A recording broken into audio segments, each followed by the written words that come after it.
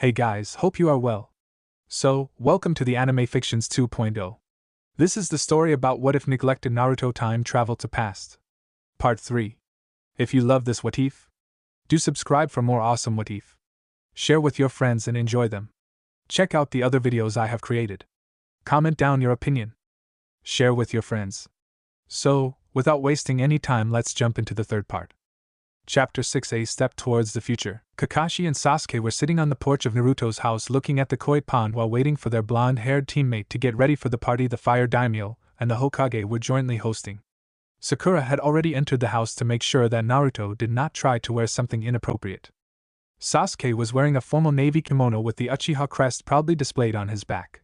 Around the kimono sleeves, embroideries of golden flames were glowing in the fading light of the sun. Beside him, Kakashi was wearing a formal variant of his ninja uniform. Over the uniform, he wore a gray haori with the Hatake clan crest embroidered on the back. "Kakashi, may I ask you a question?" Sasuke asked with curiosity. Kakashi stared at his student with his single eye before nodding. "Sure thing, Sasuke, what do you want to know? Did all of you really give it your all, or was it planned to show Naruto as one of the most powerful shinobi of the village?" Kakashi hummed of a few moments before saying, "Kurenai, Anko, Nico, and Tora underestimated him, so was unable to fully showcase their abilities against him, with Tora showing about 70% of their abilities. Only Guy and I gave it our all, well, our all that would not have ended up with us dead in the end. Even then, Naruto easily defeated us with ease. I will bet my Ika collection that we did not even phase him. In fact, I doubt that Naruto even showed a quarter of his true abilities. Then there was his speed. It reminded me of Minato-sensei and his Hiraishin, just but without the seals. I cannot even fathom how much more powerful he will become by the time the Chunin exams come by in 6 months. I see. He really is at a level that is unreachable by most shinobi, isn't he?" Sasuke stated with sadness. "My summons has said that even in the summons world, he is an interesting subject. From what Pakken said, Gamamaru-sama, the Agama Sannin said, Naruto is more talented than the Rikudo Sannin was, and he is progressing at a level that makes us prodigies look like toddlers. From what I can see, Naruto learns by doing something, not by reading about it like us. Then again, it may have been a ruse to hide his abilities. Remember this, Sasuke, while Naruto's strength seems unattainable, and to a certain degree it is, but he reached this height by himself, just as Sakura has. You and I have a lot of hard work to be able to keep up with him. If we do this right, our team may become the next standard for teams, just as the Ino-Shikacho formation and the Sannin were before Orochimaru betrayed us. I understand what you mean, Kakashi. We should not ignore any advice Naruto gives us. Without even trying, he helped me activate the Sharingan in a single training session, then helping me master the tree walking exercise and the water walking exercise in the minimum amount of time. If this keeps up long enough, we may have to start calling him Naruto-sensei," Sasuke said with a small chuckle, causing Kakashi to look at the former Avenger in shock. Before Kakashi could say anything, the duo heard the sound of a shoji door sliding open. They turned around and saw Sakura walking out in her crimson-red kimono with Sakura petal embroidery done in silver thread. A simple hair clip made of blue crystal held her bangs away from her face. Surprisingly, unlike they expected, Sakura had only minor makeup applied to her face. Her lips painted a pale pink. Following her was Naruto, wearing the white kimono he wore when his heritage was revealed. "Shouldn't you wear something else, Naruto? In high society, wearing the same formal clothes does not look good," Kakashi said, getting a surprised look from Sasuke. "First, sensei, I was an orphan with no one to teach me that. Second, I do not have any other formal clothing that will fit me. Finally, this was commissioned by my mother, so it has some sentimental value added to it," Naruto stated in matter-of-fact tone, causing Kakashi to nod in realization. "What do you mean you don't have any other formal clothes? As a clan heir, you will need many more formal clothing, especially since the Uzumaki are a royal clan. I learned about my heritage just recently, officially. Besides, I have been busy studying my clan history, clan jutsu, and developing the new style of manipulating the elements. I did not have enough time to go shopping. In addition, until now, most of the shops had denied me access before. I do not know if they will allow now, and if I will even shop in those shops. Either all my previous clothes were gifted to me, picked up from dumpsters, or I was overcharged. I was unable to buy food as well. Some were kind enough to throw me some leftovers in the Ichiraku, who always welcomed me in their shop. Therefore, you tell me, do you think I grew up thinking different outfits were a necessity? Naruto stated to Sasuke and Sakura's surprise. Kakashi looked down at the confirmation of his suspicions. Then why do you want to even protect the people who have treated you like this? Why not take revenge? Sasuke said with anger. You have the Kyuubi's power and your own. I am sure that you can easily erase Konoha from the surface of the world.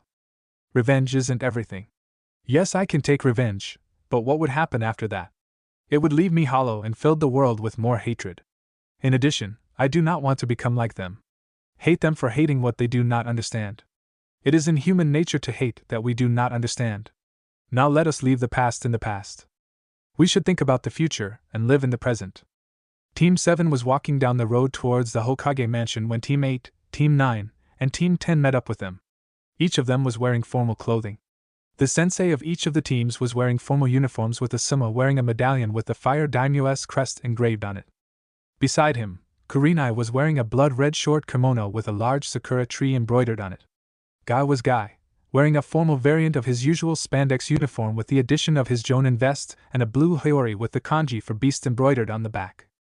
Team 8 was dressed in formal kimonos that were common in their clans. Hinata was wearing an ornate sky blue kimono that was similar to the robes Naruto had seen Hayashi wear in the council meeting, only designed for a female. Beside her, Shino was wearing a high-collared forest green kimono that hid his face, his eyes hidden behind his sunglasses. Kiba was wearing a brown and silver kimono that showed off a portion of his chest. From Team 9, Lee copied Guy with his haori holding the kanji for beast in training. Tenten was wearing a white chipao with a black dragon motif. Her hair pulled up in her usual buns. Beside her, Niji was wearing a more ornate version of his usual robes. From Team 10, Shikamaru was complaining about wearing the black and gray formal kimono his mother had forced him to wear. Beside him, Choji was munching on bag of chips wearing a formal version of his usual uniform. Finally, Ino was wearing a dark purple kimono with a lot of makeup on her face and her platinum blonde hair in a high ponytail.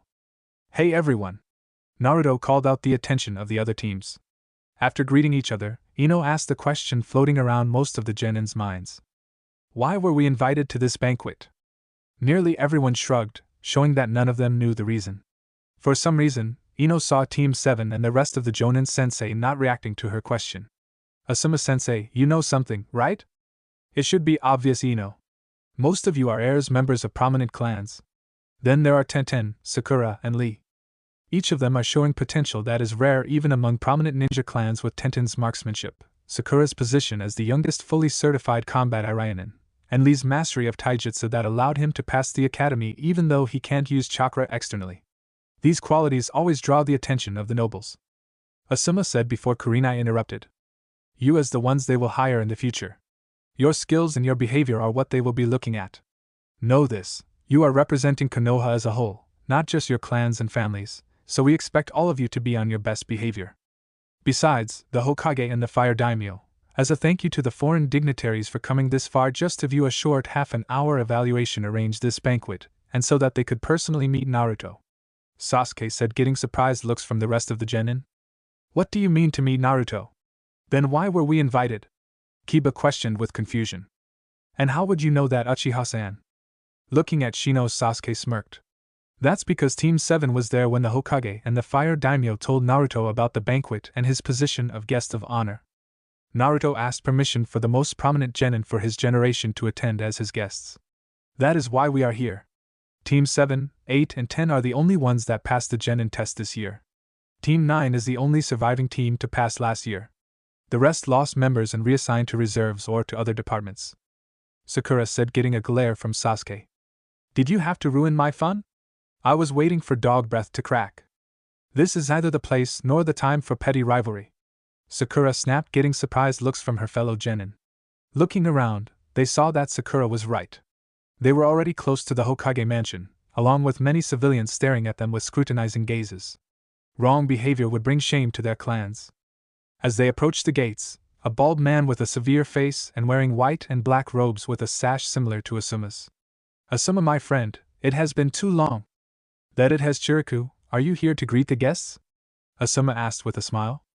Not exactly, that's what young Shuren is here for, the man named Chiriku said as he pointed to a young monk standing beside him. I was asked by Hideyoshi-sama to await young Naruto-sama's arrival.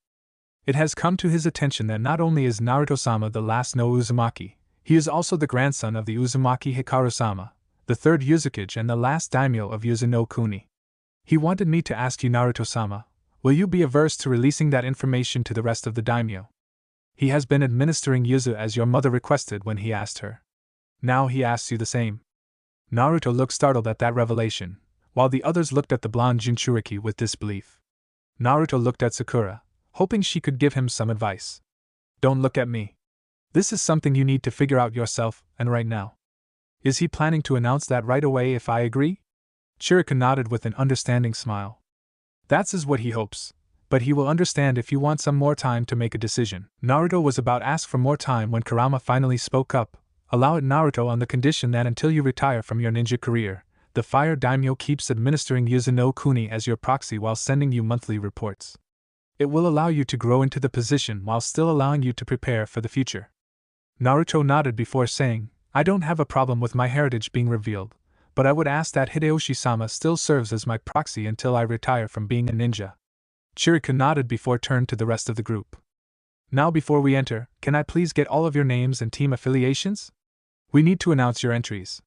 Each entry will be team-wise with sensei followed by students with the exception of Naruto-sama, who will be announced first with his team following him. Chirika said before noting down the name and team affiliations of everyone. Naruto-sen is an exceptional shinobi Hokage Dano. You should be proud of him. I just wish that my own Jinchuriki Gaara would have even a tenth of his abilities. Raza failed in his creation. The Wind Daimyo said to Hiruzen. Beside him, Raza clenched his fists in anger. I am sure that with proper training, even young Gaara would be able to easily control his Biju-S powers. Though from what Naruto-kun had said, Kyuubi always calls Shikaku an empty-headed sand rat. So we can conclude that the only way for young Gaara to be able to use Shikaku's power to the fullest is to suppress his will. Yoshihiro Dano. Hiruzen said with a reassuring smile. From what Gyuki has said to my brother, Shikaku has intelligence but he is uncooperative at the best of times. Young Gaara would have a hard time coming to a compromise with the Ichibi. Besides, suppressing the will of a Biju is nearly impossible unless one has a pure heart. Said with a grim expression. A silence filled their side of the chamber when the River Daimyo approached the group. I have heard rumors that Uzumaki Naruto is the grandson of the last Yuzu Daimyo. Is that true? The Fire Daimyo was about to answer when Chirika started announcing the entrance of new guests. Announcing Uzumaki Naruto-sama, the present head of the Uzumaki clan, the 16th Yuzu Daimyo and genin member of Konoha's Team 7 with his guests, Hatake Kakashi, the present head of the Hatake clan and Jonin sensei to Konoha's Team 7, Uchiha Sasuke, the present head of the Uchiha clan and genin member of Team 7, and finally Haruno Sakura, the final genin member of Team 7 and the youngest fully certified combat Irionin. Following the announcement, Naruto entered the room with his head held high with Kakashi following behind him with the rest of his team mates following behind Kakashi with heads held high. Announcing Mado Gai, Jonin sensei of Konoha's Team 9 and master of the Goken Taijutsu style with his genin, Higurashi Tenten, the upcoming weapon mistress of Konoha, Rock Lee, apprentice to Mado Gai, and Hyuga Niji, member of the prestigious Hyuga clan. Team 9 entered following the announcement. Gai and Lee entered with excitement, while Tenten gave of nervous vibes. Niji, on the other hand, was completely stoic. Announcing Yuhi Kurinai, Jonin sensei of Konoha's Team 8 and Genjutsu mistress of Konoha with her genin, Hyuga Hinata, heir presumptive of the prestigious Hyuga clan, Abirame Shino, heir apparent of the Abirame clan, and Inazuka Kiba, secondary heir to the Inazuka clan. Team 8 entered with Kurinai calmly walking into the room, though some could see the tensing of her back. Hinata was similar to her sensei, adopting a stern expression, though small uncertainty could be seen in her eyes. Shino was stoic as ever, while Kiba entered with an excited expression. Announcing Sarutobi Asuma, Jonin sensei of Konoha's Team 10, former member of the 12 Ninja Guardians and heir apparent of the Sarutobi clan with his genin, Yamanka Ino, heir apparent of the Yamanaka clan, Akimichi Choji, heir apparent of the Akimichi clan, and Nara Shikamaru, heir apparent of the Nara clan. Team 10 walked in with heads held high following their sensei's example, though Naruto could swear that Shikamaru was muttering about the whole thing being troublesome. Ah, the guest of honor, and his guests have arrived. Hideyoshi, the Fire Daimyo, said, quickly detaching himself from the group of Kage and Daimyo that surrounded him and approaching Naruto. Naruto Dano, I am happy that you have agreed to accept your rightful place on the throne, though I must confess, how you are planning to be both a ninja of Konoha and administer Yuzu. While under us and our honored father's administration, we have helped the refugees rebuild the country which now thrives once again. You and your honored father have our gratitude for all the help you have given us and our country, Hideyoshi Dano. But may I request that you keep administering Yuzu until I retire from my ninja career, or at least until I have been able to finish the Ketsueki Bunshin no Jutsu, Naruto said with a presence of authority that isn't normally seen in someone so young. When did Naruto learn to talk noblish? Kiba asked the rest of the genin when Sakura giggled and replied, It's noblesse, and I have no idea, but he is doing quite well. Maybe it's because of his blood. He is of royal descent after all, Sasuke said with a grin. I am actually afraid of what he would have already become if he had the proper training from birth. All the gathered genin, their sensei, and the nearby clan heads shivered at the thought. All of them agreeing that any political enemy of the boy would be dead before anyone even realized what had happened. Forgive me for interrupting Hideyoshi Dano, but what do you mean by Ketsueki Bunshin no Jutsu, Naruto-kun? You haven't been experimenting with Kenjutsu, have you? Any kind of blood clone would require too much blood to be of viable use. All research into blood clones were dropped when the ninja sage Noboru died from blood loss 300 years ago. Mother and father had already done most of the research. I just have to finish the jutsu. When I am done, it would only need about half a pint of blood to do the jutsu, Naruto said, causing all the ninjas' faces to pale in realization. Even if you succeed, I would like to tell you that your Ketsueki Bunshin would be marked Kenjutsu. Come to me as soon as you succeed and make sure to not teach it to someone else unless I allow it, Hiruzen stated with a stern expression, only for Naruto to shake his head. Sorry, can't do that. My Ketsueki Bunshin is a derivative of the Kage Bunshin, but I plan on declaring it clan jutsu. Besides, it requires approximately twice as much chakra as the Kage Bunshin, so anyone outside my clan would die out of chakra exhaustion anyway. Declaring it clan jutsu would also keep it away from unsavory kinds of people like that bandaged old man. Hiruzen looked surprised but nodded in agreement. I can't stop you from declaring it a clan jutsu, but make sure to not teach it to someone unworthy. If it has the properties of the Kage Bunshin with the proposed properties of the blood clones, I don't want to think what it could do in the hands of the unworthy. I agree with Hokage Dano, Naruto Dano. Such techniques should be taught, and used as sparingly as possible, said with a stern expression. Naruto nodded in agreement before he was pulled into a conversation with the Wind Daimyo. Over the next 3 hours, Naruto walked about greeting daimyo and representatives of the different countries Hiruzen had invited to watch Naruto's evaluation. From time to time, Naruto could be seen talking with his fellow genin and their jonin sensei before returning to socialize with the nobility and their representatives. Near the end of the night, the Reikage and Kazekage approached Naruto as he was speaking with a daimyo. Pardon us, Suki Kakeru Dano, but may we steal Naruto Dano away for a moment? Suki Kakeru, the daimyo of Suki no Kuni, was an elder man nearing his 60s, looked up at the two kage with a suspicious gaze. After a couple of moments of silent contemplation, the man turned back to Naruto. Then I shall take my leave, Naruto Dano. Please give consideration to my proposal, and if you are ever in my country, feel free to call on me. Your grandfather was a good friend of my father's. It is always a pleasure to host an Uzumaki. All of your clan had a way of brightening up the people they are around. It was an honor to meet you, Kakeru Dano. I promise to call on you if I am in Suki, and I will put considerable consideration to your proposal, Naruto said with a respectful bow, a bow that Kakeru returned before leaving.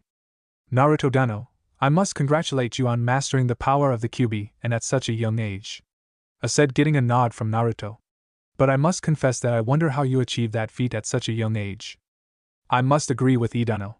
It truly is an amazing feat. I just wish my own Jinchuriki, Gaara, would be able to achieve a similar feat. It is disappointing that he can't even master the power of the Ichibi, when someone his age has already mastered the power of the Kyuubi. Naruto, and a frown at Raza's statement before, replied, Isn't young Gaara your youngest son? Raza nodded with an emotionless face. That's right. I didn't expect him to be such a disappointment. It's too bad. He is an exemplary shinobi, but he easily succumbs to Shikaku's will. He is a liability to the village. Maybe the seal is not stable enough, Naruto stated, getting an annoyed look from Raza and an understanding look from A. You think the mind separation component is not working, right? That's right, Reikage Dano. Either that, or Gaara has himself damaged the separation component. My seal, though, is different now. Previously, it used to keep me and Kurama completely separate, only letting a sliver of his power through. Higher amounts would have corroded the hack no Fuin Shiki. When I befriended the fox and helped him overcome his hatred for humans, the seal changed into Tori seal. It allows us to easily synchronize our chakra without restraint. Our trust in each other is the strength of the seal. If required, I can restrain Kurama and separate his chakra away from him, but lose access to Biju Moto. That is quite fascinating, Naruto Dano. It seems that you and my brother are very similar. I just wish Yujito would stop complaining about Matatabi's quirks and build a better friendship with her. Now may I ask how you shared Biju chakra? Asked with curiosity. Beside him Raza silently seethed at being ignored by the two. That depends on the Jinchuriki. If they can truly understand the nature of their Biju, themselves and their merged chakra, they can easily share it with others. Is that all, Reikage Dano? Naruto asked with a grin. A look surprised but nodded in respect. He could appreciate the subtle way Naruto declared the end of that line of questioning. Now Naruto Dano, you said something about Gaara himself damaging the separation component. Why would you think of something like that? I doubt Gaara is badly treated. I mean, he is the son of their Yondaime Kazekage and a jailer of the Ichibi. He deserves respect for both his lineage and his burden. Said with a mocking grin directed at Raza. Are you insinuating that I encourage the mistreatment of Gaara? Raza said with a cold voice, causing it to shake his head, his mocking grin not fading. I would say that probably the separation component has been faulty from the start, though I may be wrong. I would say only a level 8 and above seal master would be able to correct the seal, if what I suspect is true. Naruto said, causing Raza's attention to shift to the young Jinchuriki. Are you insinuating that my seal master has botched the job? I would like you to know that Elder Chio is the finest seal master in all of Suna. Raza gritted out in anger. I never meant any insult, but a seal designed to hold a Biju in a Jinchuriki is far more complex than one that holds a lower Biju in an inanimate object. I am only saying that we are human after all. We all make mistakes. Naruto stated, causing Raza to stiffly nod before storming away. He doesn't take too well to criticism, does he, even if it is well hidden? Naruto asked with a small grin, causing the Reikage to nod in agreement. Anyway, Naruto Dano, I wish to hear your views on the political climate that permeates the nations at this current time. Naruto appeared thoughtful for a few moments, but the far-off look in his eyes gave a minor hint that he was speaking with the Kyuubi. Nodding to himself, Naruto stated, the present climate that gives off the illusion of peace is quite loathsome. While an uneasy peace does exist, it is easily broken by the smallest of conflicts. And with each such infraction, we just create more hatred in the world, allowing the cycle of hatred to keep running. I believe that the only way we can achieve true peace is through complete understanding. We have the foundations, we just need to build upon it to achieve that peace. Some of the militant ideals, like the ones that lead to Gaara being cursed to become a Jinchuriki, need to go, while better ideals need to be introduced. If we all are able to forget past grudges and live in the present, I believe that we can easily achieve a steady peace. So to tell the truth, while I barely like the uneasy peace, I would love the peace I just described. I nodded in respect and understanding. I agree with you to a certain degree, but I doubt we could forget past grudges so easily. It will be up to the next generation, particularly your own, to build that peace on the foundations that today's uneasy peace provides. I agree with Idano, Naruto-kun. We will try and make the foundations as stable as possible. It will be up to your generation to build the everlasting peace that you wish. Hiruzen said as he came to stand behind Naruto, placing a hand on Naruto's shoulder. Now Idano, I believe it is time that we all prepare to leave.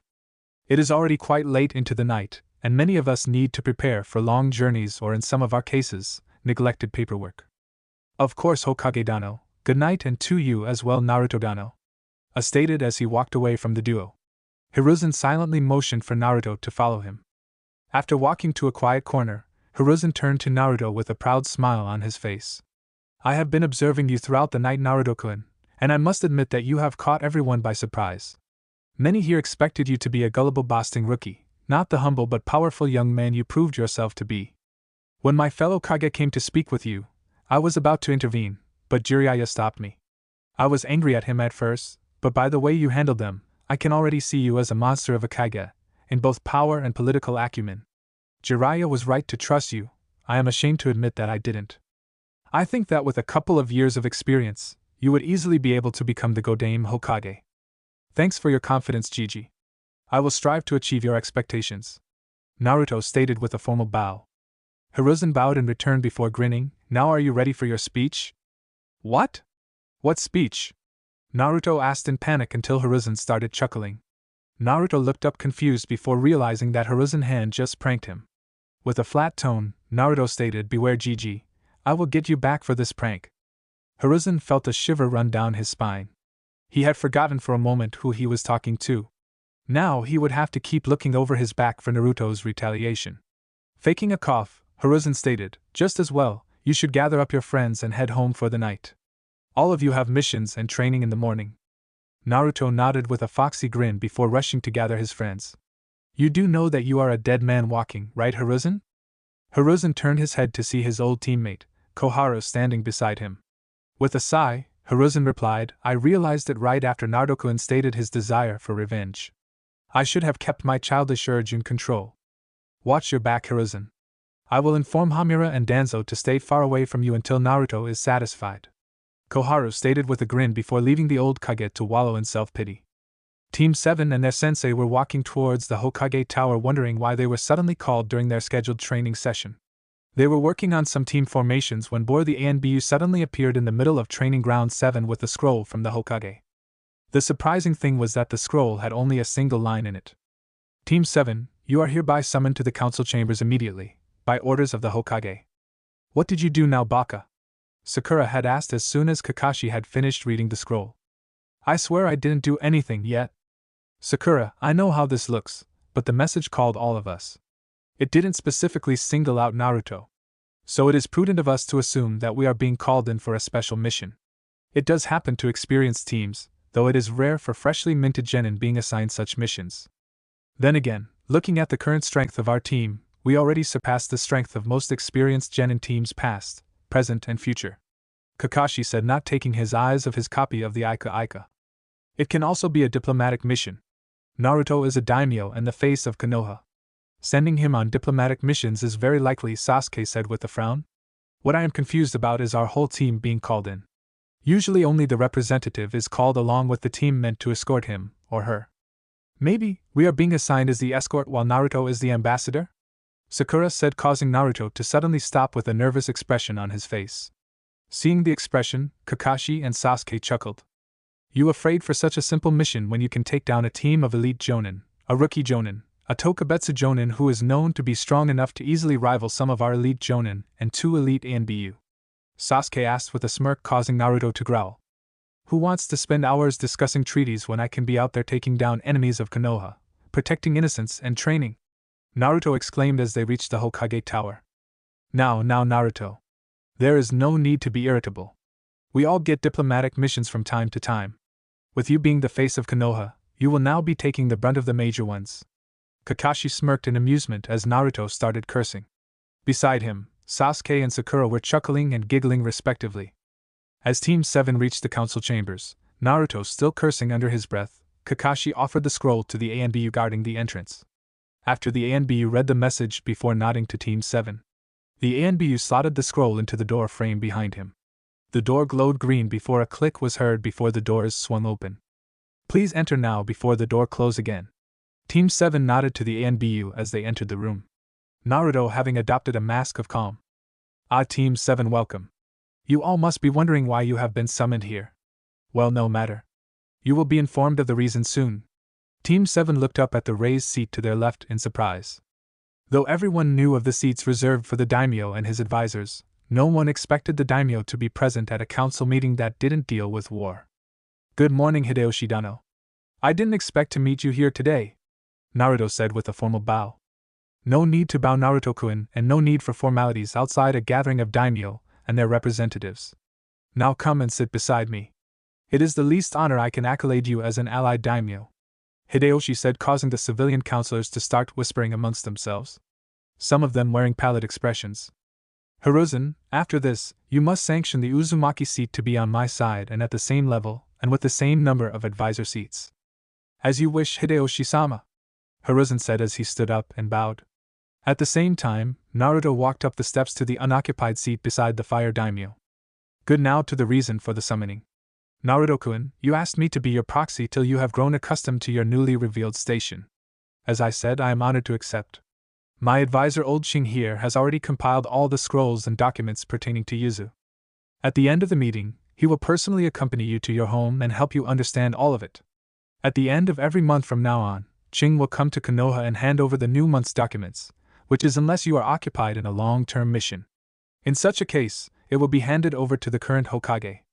I understand and accept Hideyoshi Ji-chan, Naruto stated with a small bow of his head. Hideyoshi smiled at Naruto before continuing, now as your stature as an unattached daimyo of young age, you will be sent many marriage contracts with some daimyo and nobles trying to get you to verbally agree to such a proposal. I advise you not to commit yourself to any such arrangement, all the while gracefully and politely decline or redirect the talks, unless you are interested. Naruto nodded his head in understanding while sweat dropping in realization of what he had promised Cheyenne in the future that no longer exits. Now, as the last known male member of the royal line of the Uzumaki, you are already considered the clan head and daimyo of Yuzu. That you already know. Now what you don't know is that a law was passed by the 23rd gathering of daimyo some 400 years ago that states that the male heir of a royal or noble clan are required to have multiple spouses to repopulate their clan, if the clan is nearly extinct. All the ninja village has a similar law that applies to their ninja clans. Both of them are called the Clan Restoration Act. The difference between the laws is that the daimyo's version requires the target to marry multiple spouses without any choice in taking only a single spouse. The shinobi version, the target have the choice to only take a single spouse. Interestingly, you are applicable for both laws with the daimyo version taking precedence over the shinobi version. Naruto nodded with an eerily calm expression gracing his face. So I have no choice in whether I take a single spouse or multiple? No, you don't, though you have a choice in who will be your spouse. There is no limit to the number of spouses, but the minimum is 3. Now I hope that you are wise in choosing. As a daimyo, you have a duty to your people. Marrying the wrong woman may cause a political destability. Marriage with us royals isn't always about love, we marry out of duty and political advantages as well.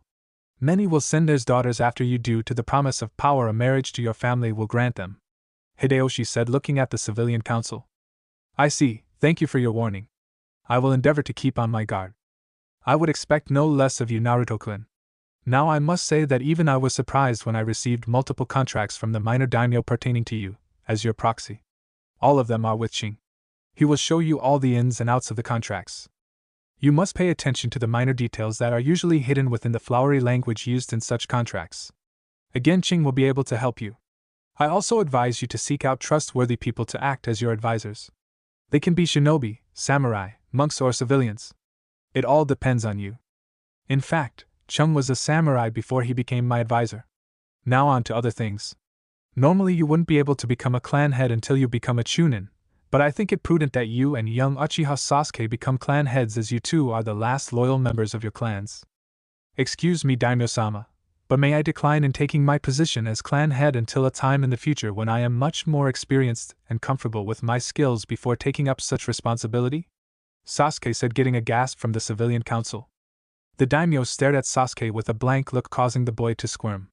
After a couple of minutes of silence, Hideyoshi hummed as he replied, "You are wiser than your age portrays. Most would have accepted the rank without thinking of the responsibilities that come with it.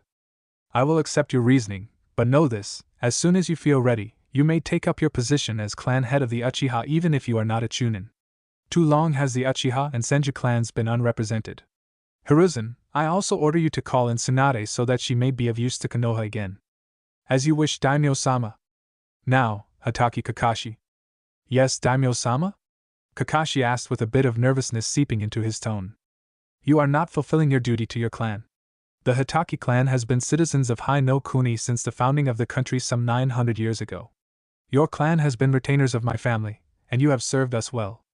It is truly disheartening that the last heir would see his clan pass from living memory instead of making sure that there are members to carry on the grand legacy of their ancestors. All of your ancestors must be rolling over in their graves. Kakashi hung his head in shame but nodded in agreement that he was in fact disappointing his ancestors. I understand, Daimyo-sama. I will strive to better myself and make sure that my clan carries on. Now, Harino Sakura. I would like you to head a department I wish to personally fund. It shall deal with the training of competent Iraianen so that every team shall at least have one capable of administering first aid on the field on fatal injuries so that the rest of the team has time to bring the fatally wounded member back for intensive care. I know that you are young, but your accomplishment in gaining full certification is enough for me to appoint you to such a position. You are welcome to keep doing missions with your team while leaving behind a suitable temporary head. Hiruzen makes sure that Team 7 doesn't get any mission that will keep them away from Konoha for more than 8 weeks. Hiruzen and Sakura nodded in agreement, causing the daimyo to smile at them. Then I believe that we are finished with the meeting. Now, before we all leave to attend to our duties, I have something to say, Hideyoshi said as he looked around the room. Seeing everyone's attention on him, he continued, Naruto-kun has decided to become the face of Konoha and along with it the Yuzu daimyo. That means that he is representing 2 countries. As we all know, Yuzu is still feared for their few ninjutsu skills. Now Konoha must owe up to the image Naruto-kun is portraying. We all must do our part. The shinobi forces must grow stronger, both individually and as teams. There are many who failed the genin test. Those who have adequate qualities, don't throw them away, send them for specialized training. Sakura-chan, I advise that you look for candidates for your department from that pool along with the existing genin and academy students. The civilians should leave their greedy nature behind or be executed for treason. What do you mean, Daimyo-sama? A fat man from the civilian council asked with confusion. Hideyoshi nodded to the advisor sitting behind him. The old woman nodded as she took out a bundle of scrolls and started reading. 500,000 Rio diverted from the annual funds sent for infrastructure development to the personal coffers of Councillor Tanaka and Councillor Hitomi. 100,000 Rio diverted from the annual funds allocated to the betterment of the Shinobi Academy to the coffers of Councillor Jimu. 75,000 Rio diverted from the annual royal donations to the orphanages in Konoha to the coffers of Councillors Hitomi, Hokuto, and Takaboshi. Should I continue, Daimyo-sama? The rest are all permutations of the councillors already stated. No thank you, have Chirika go ahead and reclaim the stolen money along with 20% interest per annum. The traitors will be executed if they protest. Hiruzen, it seems that you have become a bit soft in your old age. You can do what you want with these 5 traitors any way you wish. I give them to you. Make sure to dissolve the present council and make note of the possible new members and send it to me. Naruto-kun, I would like a favor of you. How may I be of service, Ji-chan? I would like you to look over any propositions the new civilian council hands to Hiruzen so that he doesn't have to waste time in looking over unnecessary ones. It will also be good practice for the future when you take full control of Yuzu. As you wish, Ji-chan. Also, I would like you to spend a few hours of your free time to restructure the academy curriculum. Your training has borne fruit to amazing results. I hope that you will be able to devise one that will allow the future genin to be highly trained from the start, instead of the useless soldiers the present curriculum produces. I was going to suggest some changes to Gigi already.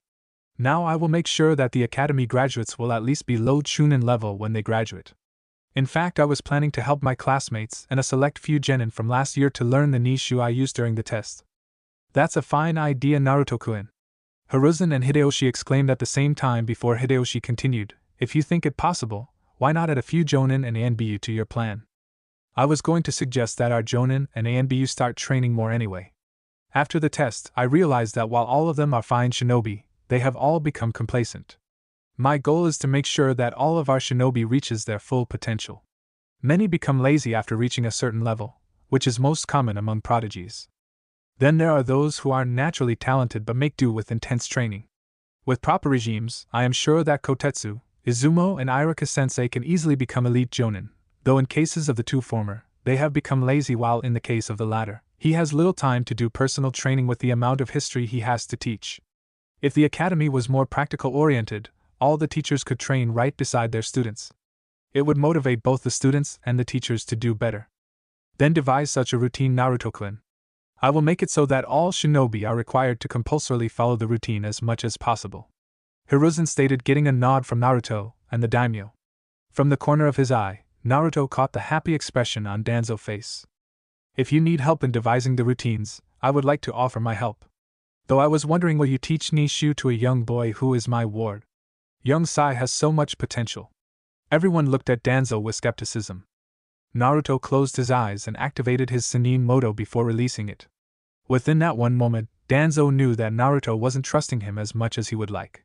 Then again, Naruto seems to have similar ideologies to himself, and he wouldn't trust Naruto much if their roles were reversed.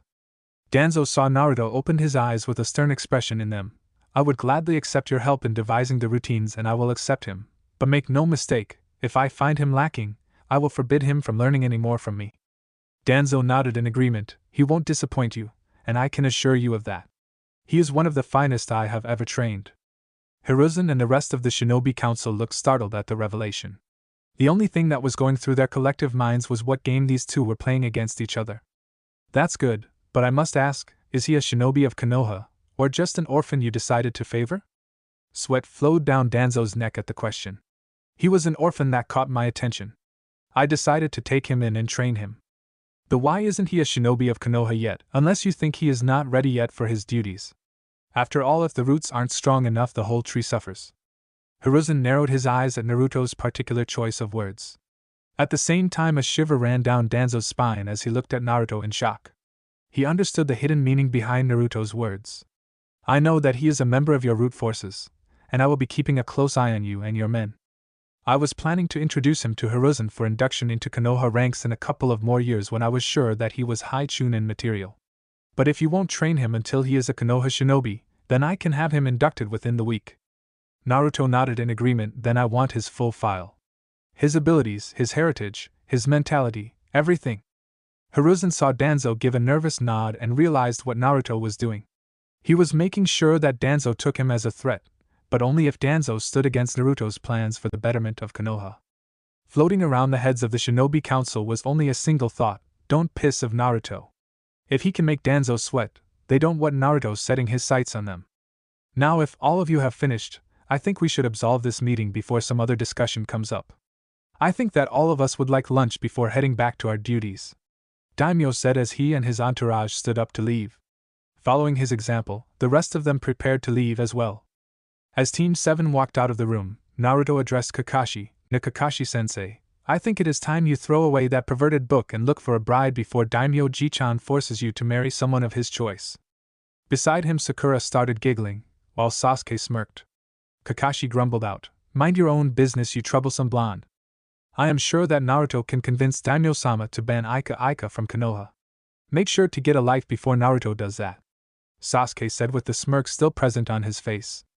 Don't worry, Kakashi-sensei. I am sure there is a perverted woman out there who likes Ika just like you, Sakura exclaimed with laughter. Not very likely, Kakashi mumbled under his breath before disappearing in a shunshin. Chapter 7 Revelations. So this is the Uzumaki compound? I thought it would be more opulent, especially since they were a royal clan, Ino muttered, getting the attention of her teammates, and Sensei. Dad said that the Uzumaki never liked showing off. He said that Mito-sama was a great Fuinjutsu mistress, but no one knew that until she helped Shodai-sama seal away the Biju in their first Jinchuriki. After the fall of Yuzu, she helped restructure the protection seals on the outer walls and the creation of the detection barrier around Konoha. Most of them were far superior to the ones that were around Yuzu at the time of the fall, and let me tell you, each of the seals in Yuzu were a masterpiece beyond the understanding of most Uzumaki themselves, Asuma said, getting surprised looks from his genin. Why haven't we learned of them in history classes in the academy? Shikamaru asked with a frown. That's because the civilian council decided that suppressing the knowledge of the Uzumaki would prevent anyone from questioning their words about me. Team 10 looked ahead to see Naruto standing in front of them at the gates of the compound with a seal tag in his hand. Oh, hello Naruto, what do you mean by that? Ino asked with curiosity as her team groaned in annoyance. Simple, because I am the Kyuubi Jinchuriki. They didn't want anyone to know the truth of the sealing arts. If everyone knew the extent of seals, then they would question if I was the fox or not. Then there was the jealousy many of the counselors had against my clan. Even if they never completely moved to Konoha, they were still a founder, and we have quite a lot of real estate here. Most of the ones who were against me had been trying to buy up the shops under Uzumaki ownership, like the Golden Leaf Hotel. They couldn't because a law states that if an heir of a probably extinct clan wasn't found within 16 years, all the real estate belonging to the clan would become state property, while the clan scrolls would be given to a ninja clan with the closest blood connection, in this case the Senju. If no blood connection was found, the clan scrolls would be put up to auction so that other clans could bid for them, while the forbidden techniques would be sealed in the Kage vault along with the heirlooms. That's one law I didn't know about. How did you come about it? Everyone turned to see Hayashi standing behind Naruto along with Inuzuka Tsum and Aburame Shibi. It is an old law in existence since before the time of the village system. It was created under the command of the Council of Daimyo to prevent unnecessary bloodshed during the warring clan period. I found out about it on the day after my evaluation. Advisor Ching went over all the laws that are common among the nations and laws that particularly affect the citizens of Hai no Kuni and Yuzu no Kuni. The three clan heads nodded. All of them realized that after the creation of the villages, that law became a bit obscure. Hayashi looked at Naruto with an inscrutable expression as he asked, "How has your real estate been managed this long? Shouldn't they be in ruins?"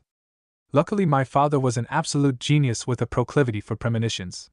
He and mother hired an overseer to oversee all clan assets along with my father's personal assets, which are now clan assets as well. He did a fine job as well.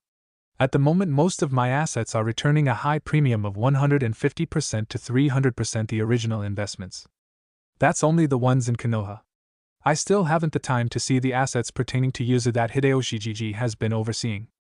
He must be a genius in business strategy and investments. May I ask who he is? Shikaka asked as he walked up to the group loitering about the gate, along with Inoichi and Choza. He will be here as well.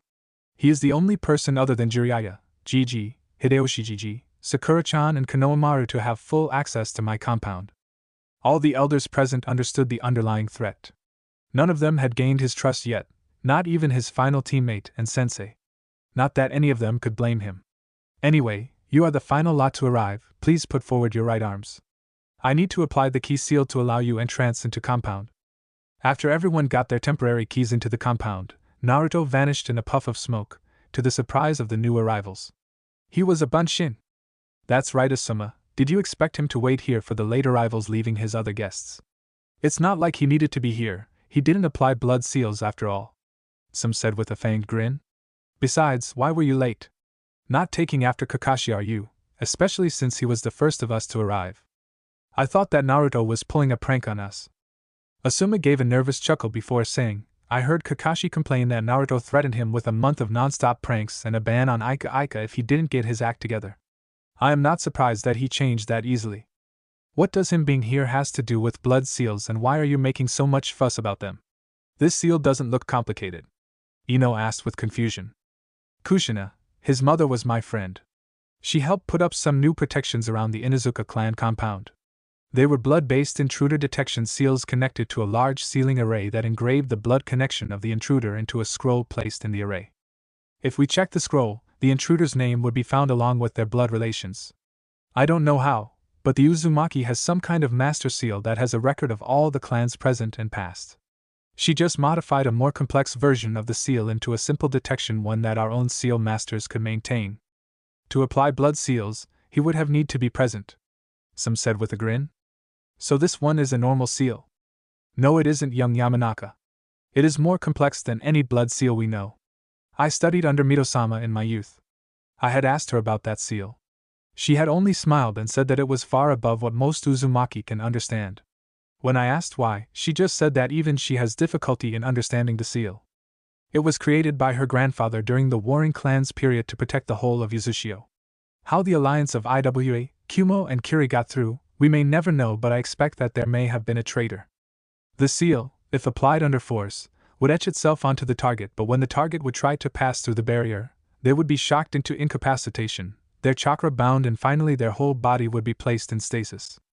To simplify, the seal is semi-sentient. It reads the emotions of the applier and applies the appropriate seals. If Naruto wanted, he could have make it permanent instead of temporary. The permanent seals would have 10 triangles arranged around the spiral. None of ours have that. Thank you for the delightful lecture on the Uzumaki and their sealing abilities along with Key Seal Elder Danzo. Don't mention it, Hayashi. It is good that the young one are finally learning about the Uzumaki. They truly were an amazing clan. It was a sad day when we heard about their demise. I was greatly angered when any mention of them were removed from the academy curriculum, even references to Mito-sama. The clan heads along with Asuma narrowed their eyes at the old warhawk. They couldn't see why he would be praising the Uzumaki when in the past he would be extremely against any foreign allies, always expecting a betrayal. Hello, if I may have all of your attention please. The voice of Hiruzen flooded the compound. The group hurried behind Danzo and appeared in the large back garden. The whole garden was filled with blooming flowers. Some of them were rare enough to catch even Ino's attention. On an ornate stage made of wood carved with seals stood the Hokage in his robes. It pleases me to no end to be able to introduce a new clan head. Normally the honor falls to the previous clan head, and in his or her absence, the clan elders. On the other hand, it also saddens me that the clan head is the only surviving member of his family known to us. Please welcome the 17th head of the Uzumaki clan and the 15th daimyo of Yuzuno Kuni, Uzumaki Naruto. The only son of our beloved Yondaime Hokage, Namikaze Minato, and Uzumaki Kushina, the daughter of the Sandaime Uzukage and the great-nephew of Senju Mito-sama. Hiruzen stated as Naruto walked onto the stage wearing his ninja uniform without his usual haori. Instead he was wearing a sleeveless white cloak with gold piping. A large red Uzumaki spiral was dyed into the back of the cloak. The inside was a royal purple with faint black seals drawn on the fabric. As Naruto took center stage, everyone became quiet. Along with the clan heads, village elders, Hokage, his friends, and the Umbu commander, some delegates of many of the minor daimyo were present. Around the gardens, many shinobi from allied villages were also there. From Suna, an old lady was present taking with a middle-aged man bearing the crest of the Wind daimyo. Many civilian businessmen were also present. Finally, Madame Shirjimi was sitting beside a young brunette girl about 12 wearing an expensive red kimono with black sakura petals embroidered on it. In the young girl's arms was the dreaded cat Tora. Naruto took a deep breath before starting to speaking. I thank you for coming here today as I officially take up my position as the 17th head of the Uzumaki clan and the 15th daimyo. It is a day of both happiness and sadness to me. I am happy that I will be able to officially represent my ancestors. I am sad as none of them are alive to see me bring the Uzumaki back to prominence, though I believe that the dead are always looking out for us. I hope that my actions up until now has made them proud and my future actions will make them prouder still. An absolute silence filled the garden at that statement. After a couple of moments of silence, Naruto continued, everyone knows that the world is cruel. We humans have a habit of falling onto the path of darkness.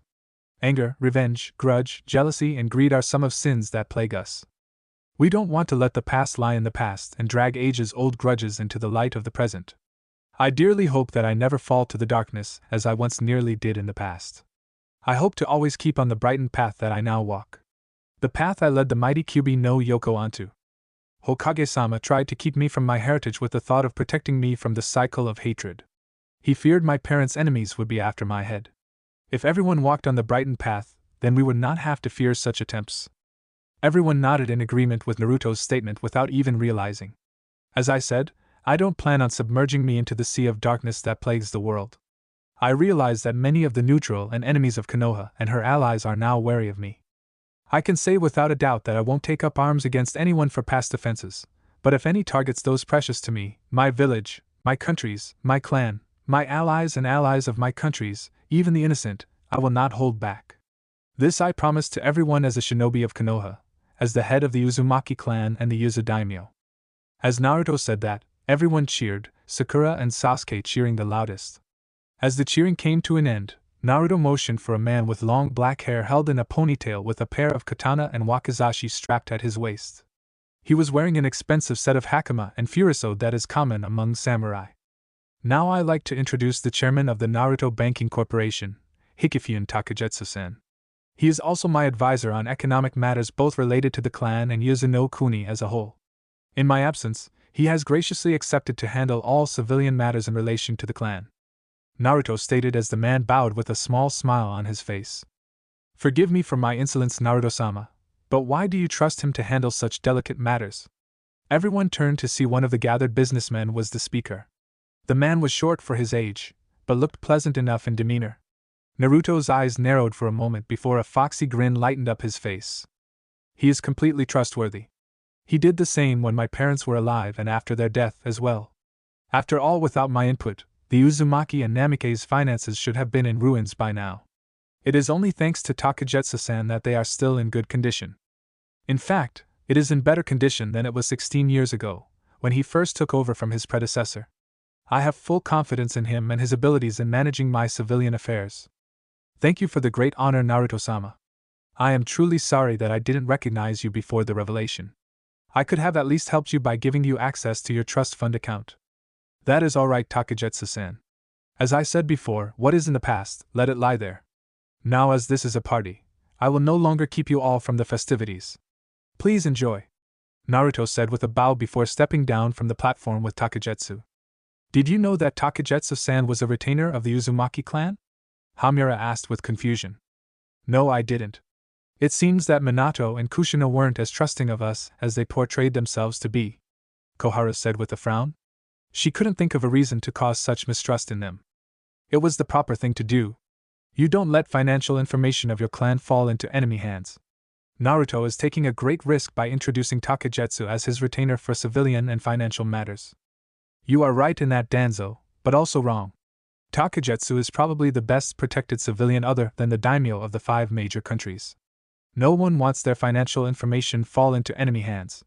The only one who would even dare to attack him would be Nuknin. Even the villages themselves hold accounts in the Naruto Banking Corporation.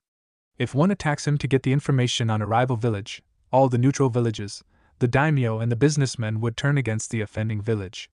Naruto knows this. He is making a statement. He is challenging all of his enemies to ruin themselves by attacking Takegetsu.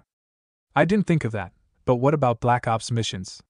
The agents sent to get the information would be marked a Nuknin. A sacrifice for the greater good. It is something I would do. Hamura, Koharu, and Hiruzen narrowed their eyes. That's as possible, but the problem will still remain on how to use the gathered information without making it obvious of their ploy, unless they plan to financially cripple Naruto. Hamura mused with a concerned expression. There won't be any way to spin the tale without incriminating themselves, and no one wants to anger the collection of villages, the daimyo and the businessmen. They would ruin themselves as well. Only the most diehard haters would even think of sacrificing their families and countries. Something even Inoki and Iwa aren't. Only danger is Orochimaru, but even he isn't stupid enough to get a larger target painted on his back. At this moment, only Konoha hunts him. If he moved against the largest banking corporation in the lands, he would instantly have all the villages, daimyo and businessmen offer massive bounties on his head. You are right, Hiruzen, I am just clutching at straws. Naruto's presence is way too vital to Konoha. I am just overthinking things, Danzo said, getting nods from the rest of the elderly shinobi. This is an interesting revelation, Naruto Dano. I didn't realize that the Hikifian Takegetsu Dano was a retainer of the Uzumaki clan. Naruto turned around and grinned. Either did I know until he approached me the day after the revelation of my heritage. Until now, we have been using all the free time I have had to go through 12 years of financial and economic paperwork. Thankfully, Takegetsu-sen was given the authority to do as required to maintain the assets. I just had to approve some of the pending decisions and review some of the older major decisions Takegetsu-sen took. Nothing much with the help of Kagebunshin. Ah, I see, but may I ask what the sudden reference to the Kagebunshin no Jutsu had to do with paperwork? Nothing much, Hayashi-san. Kagebunshin does allow memory sharing when the Bunshin dispels. It was an invaluable tool when dealing with the paperwork. My progress in Nishu also has its roots to the Kagebunshin, though most won't be able to use it as an effective training tool. Hayashi blinked in shock. While the Hyuga didn't learn any jutsu outside their own and the 3 academy standard ones, but they do keep up with the aspects of other jutsu. The memory passing function of the Kagebunshin was something he didn't know. For the first time in his life he cursed his clan's views on the usage of foreign jutsu. That is interesting, Naruto Dano. I must admit, while I know a lot about the functioning of many jutsu, that particular aspect of the Kagebunshin I was not knowledgeable about. Naruto nodded when Danzo approached the pair with Hiruzen, Madame Sure Jimmy and the young girl who carrying Tora. Ah, Naruto-sama, having a delightful conversation, I see. Naruto nodded to Danzo as he replied, no more delightful than usual. If you will excuse me, Hayashi-san. Of course, Naruto Dano. I will leave you to your guests, Hayashi said before turning to the Danzo and his group. Elder Danzo, Hokage-sama, Shijimi-sama, Kana-sama, a good day to you. If you will all excuse me. The 4 nodded to Hayashi in greeting and dismissal before turning to Naruto. Good day, Naruto-sama. I thank you and your team again for catching Tora for me the other day. This is my granddaughter Kana-chan. Nice to meet you, Kana-san, and please don't mention it, Oba-sama.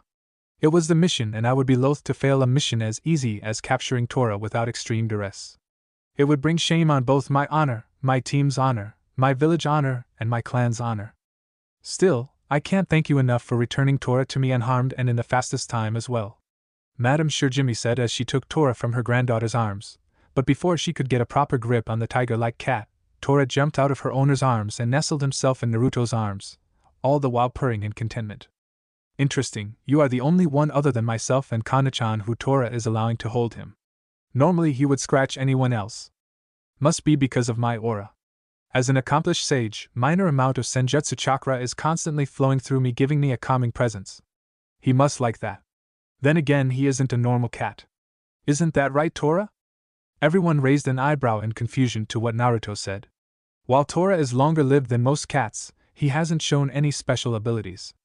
Hiruzen and Danzo, after a few moments, widened their eyes in realization to what Naruto meant. What do you mean, Naruto-sama? Kana asked with confusion as she watched Tora in Naruto's hands. She could have sworn Tora was shaking with nerves for a moment. What I mean is that Tora isn't a normal house cat. He is either a summons or a Niniko. A powerful one as well. I can sense his powerful chakra. So are you going to reveal yourself, Tora? Naruto said with a grin as he felt Tora tremble in his hands. After what felt like an eternity, Tora sighed before speaking up. Damned Gamma Sennin. You are just like Gamamara-sensei. Never letting a cat have a bit of fun. Everyone in the garden stared at the shocking revelation. The glass of wine in Kurama Hokuto's hands slipped and shattered glass, letting the red liquid flow unfettered.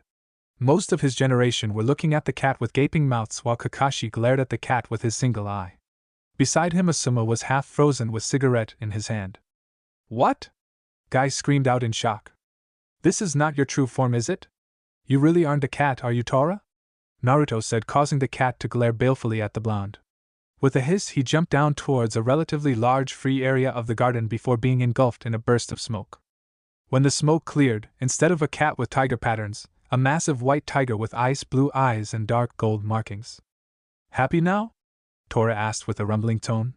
Almost everyone had a shiver run down their spines at his rumbling tone. Naruto nodded without showing any emotion. Sighing, the tiger spoke again. My true name is Byako the Tora Sennin. As everyone stared at the tiger in shock, Naruto nodded and asked, What are you doing hiding? Byako roared out in anger at Naruto, causing everyone to take a step back from the enraged tiger. How dare you insinuate I was hiding?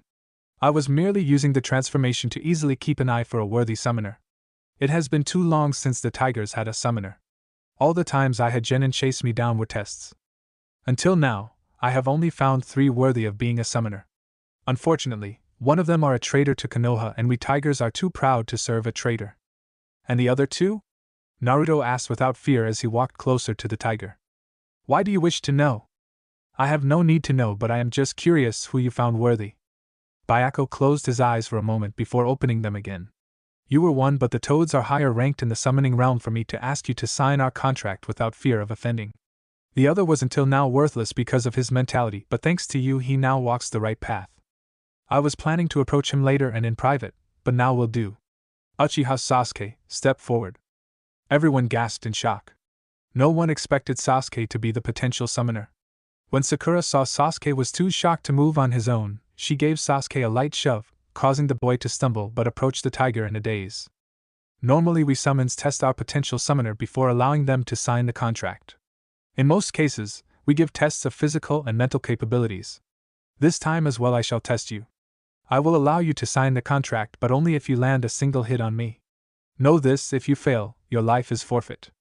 You may decline the challenge and give up any hope of ever signing the tiger summoning contract, but you will leave unharmed. What is your choice? Byako asked, causing everyone to look startled. Everyone could understand that if he turned the test down, he would never get this chance again. Sasuke glared at Naruto for a moment before turning back to Byako with a determined expression. I accept to take your test, Byako-sama. However, I must say that it is not the time nor the place for a test. This is a party to celebrate my teammate taking his place as a clan head and daimyo. Let us not spoil the event with a battle. Byako growled as he glared at Sasuke, but to the white tiger's hidden joy, he didn't see fear in Sasuke's eyes. Only the truth of his conviction. Byako nodded before saying, if you asked for the test to commence immediately, then you would have already failed.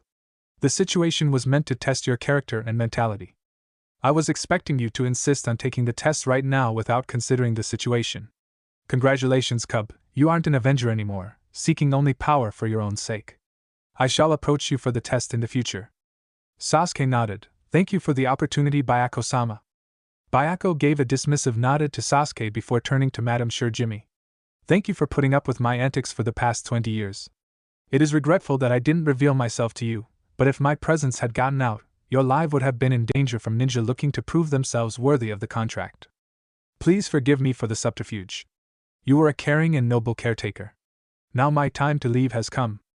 Thank you for honoring me and my residence with your presence, Byako-sama. It is sad that you have to leave, but I understand your reason. Madame Shurjimi said with a bow. Byako nodded before vanishing in a puff of smoke. Nothing is simple around you, is it, Naruto-kun? Hiruzen said with a chuckle, causing the others to chuckle as well. What can I say, Gigi? Even the gods are drawn to my magnetic presence, Naruto said with a joking grin just before a metallic clang was heard. Hiruzen looked down to see a Saban covered in poison lying on the grass after striking Naruto's cloak. At the same time, the Taki representative fell onto the ground, paralyzed, with seal markings forming on his face and visible portions of his arms. I was wondering when he would try to assassinate me, Naruto said with nonchalance while the others were still processing what happened. When everyone finally processed what happened, Hiruzen turned with anger in his eyes. Glaring at the fallen Taki representative, he shouted out, "Kakashi, guy! Take that man to TNI and hand him over to Ibiki and Anko. Ibiki, you two have full reign to get all the information they can out of him.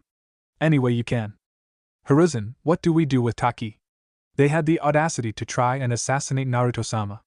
I think that we need to show them what happens when they attack Konoha unprovoked," Danzo said with all the assembled Konoha ninja nodding in agreement. "I want you to make sure that Taki is completely wiped out, Hiruzen. I will inform Hideyoshi-sama of this. He will support this, as will the Council of Daimyo," Madame Shirjimi said with anger clearly visible on her face. "All of you are overreacting. Besides, I doubt his is truly a Taki ninja. After all, this is an old friend wearing a false face," Naruto said as he walked towards the fallen ninja. Kneeling down, Naruto focused a bit of killing intent on the man as he placed a hand on the man's face before ripping it away. Under the false face, the face of a new Nin from Konoha was seen. Some growled out in anger, "Mizuki! How did he escape prison? Hokage-sama! Hokage-sama! It is terrible! Mizuki has escaped!" An ANBU appeared amidst the group before he suddenly shouted out in pain as lightning flew over his body. The ANBU commander sighed in annoyance as Naruto placed the key tag on the man, causing his suffering to end. Sitting up, he nodded to Naruto before trying to speak up again when he saw Mizuki held in Kakashi and Guy's arms. "How did he get captured already?" the ANBU asked in shock. "Of all the incompetent morons, they sent you with the message. I need to arrange a general assembly of all the ANBU soon." The ANBU commander sighed as Shikaka patted the man on his back. "Rat! Why did you breach the Uzumaki compound barrier? Didn't you read the memo?"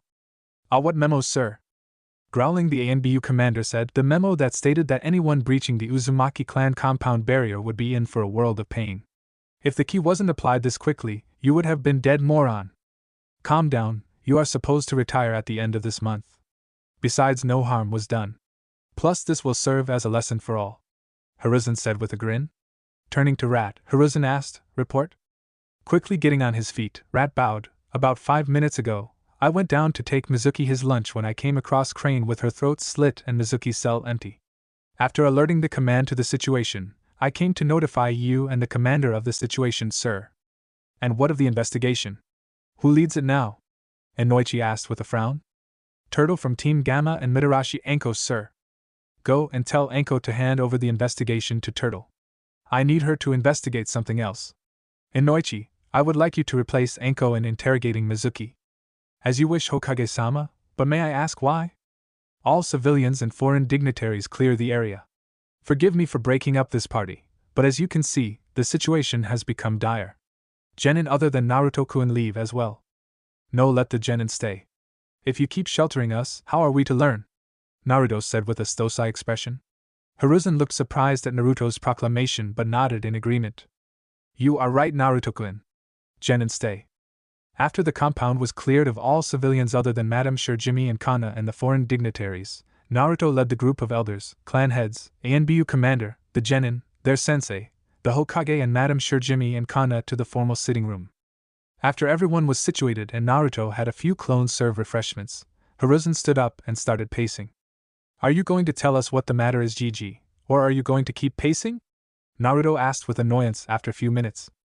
Hiruzen stopped in his pacing as he sighed. The false face that Mizuki was wearing was a technique my former student Orochimaru had created. No one but him knew how to do it. Not even his former student Anko. Everyone knows that Mizuki was caught trying to steal the forbidden scroll of seals. No one but myself, Iraka-kun, Naruto-kun, Sakura-chan and Ibiki knows that Mizuki was Orochimaru's henchman.